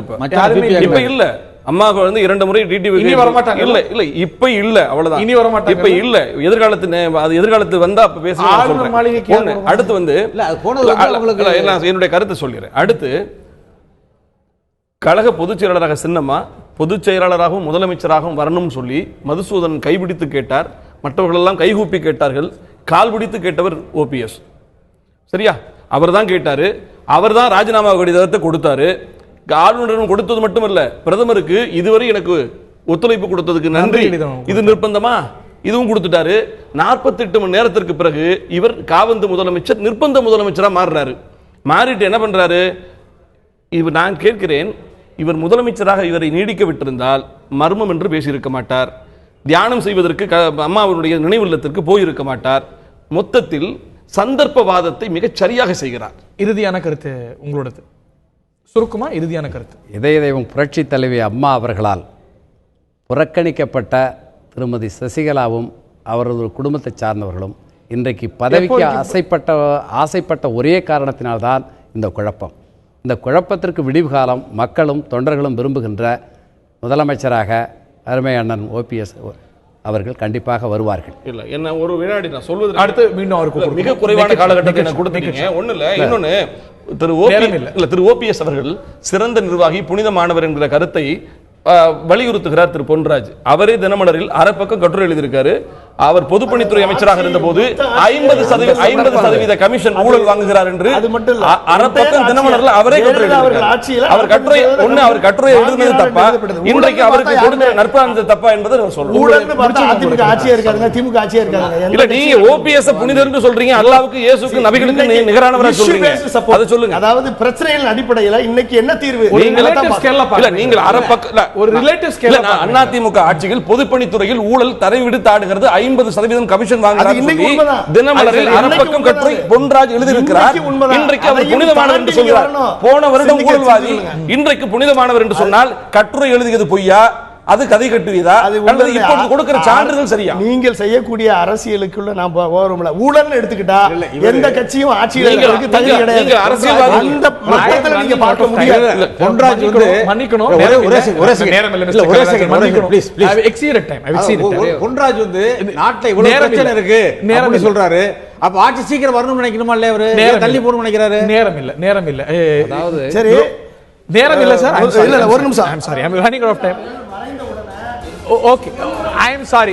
திரு பொன்ராஜ் அதர்ஸ் நம்ம இன்னொரு சந்தர்ப்பத்தில் விரிவாக வாதிப்போம். மன்னிக்கணும், ஐ எம் சாரி. இந்த தருணத்தில் நிகழ்ச்சி நிறைவு செய்ய வேண்டும். முடியக்கூடிய விவாதங்களில் தொடர்ந்து நீடிக்கக்கூடிய பல கேள்விகள் இருக்க வாய்ப்புண்டு. ஆனாலும் கூட நாளைக்கு இந்த தீர்ப்பு வருவது அப்படிங்கிறது இந்த ஒரு இம்பாஸில் ஒரு முக்கியமான ஒரு கட்டமாக பல கேள்விகளுக்கு விடை தெரியக்கூடிய ஒரு நிகழ்வாக இருக்க வாய்ப்புண்டு. நாளை என்ன நடக்கப் போகிறது, அடுத்து என்ன, நாளைய நாள் மிக முக்கியமான நாள், எல்லோரும் எதிர்நோக்குவோம். இந்த நிகழ்ச்சியில் பங்குகொண்ட விருந்தினர்கள் அனைவருக்கும், பார்த்த நேயர்களுக்கும் நன்றி, வணக்கம்.